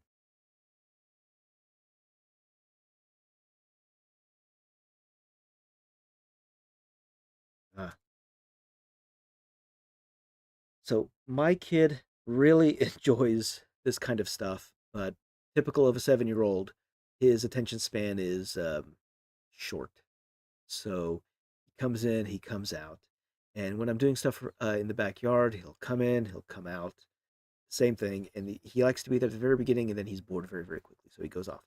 But he does enjoy seeing the images. He does enjoy coming by when I'm doing processing, and he does ask questions. So always involve your kids and stuff like this because I was always interested in astronomy as a kid, and um, we really couldn't afford telescope. We couldn't afford travel to see this kind of stuff, so I made do with what I had, um, and even just a pair of binoculars was enough, and I really got into it. So you know, we did the best we could, and oh, I think it's over. That's it. If it's there, it's I think that we just passed it. So that's C4. That is the end of the eclipse. Well, yep, 131 right now. This is definitely the end of the eclipse. Now all we're seeing is the sun in hydrogen alpha light and in white light on this other one. The eclipse is now officially over. Um, the moon has moved away from the face of the sun. Uh, it is no longer blocking it. So all we have is the full light of the sun. Nice and hot on my hand. Gonna be burning my head. I actually have a hat. I did not wear it because I was going to be here in the shade. But now, if I just move slightly back, I want to sunburn my head. So, take one last look. I just see the full face of the sun. And if I'm looking, I really can't see. I can't see any sunspots. Now, when I was doing some testing 2 weeks ago, I could see sunspots um, through the eclipse glasses. Uh, they were visible. They weren't like super visible, but they were quite visible. So, um, if you have eclipse glasses from this eclipse, hang on to them. These things last for years as long as you take care of them. Uh, I would go ahead and put them like in a big Ziploc bag and take that and put that away into your desk. Keep it someplace out of sunlight, stable, out of moisture, low humidity. Bottom drawer of your desk is absolutely fine. Um, Open them up, put them in the bag, put them away, hold onto them until April. And I would also say that after April, go ahead and keep them. Don't just throw them away. You never know when the next, or actually, you do know when the next partial eclipse is. But one of the things we can also do is gather them together, and we actually donate these to especially third world countries that have eclipses going through them, but that don't necessarily have the resources to get lots of eclipse glasses. So what we do is we actually can package them up and send them in bulk. There are organizations that do that. Don't know them off the top of my head, but we can find out um, fairly quickly. Actually, that's what Google is for. Um, we'll find out right now. So this is uh,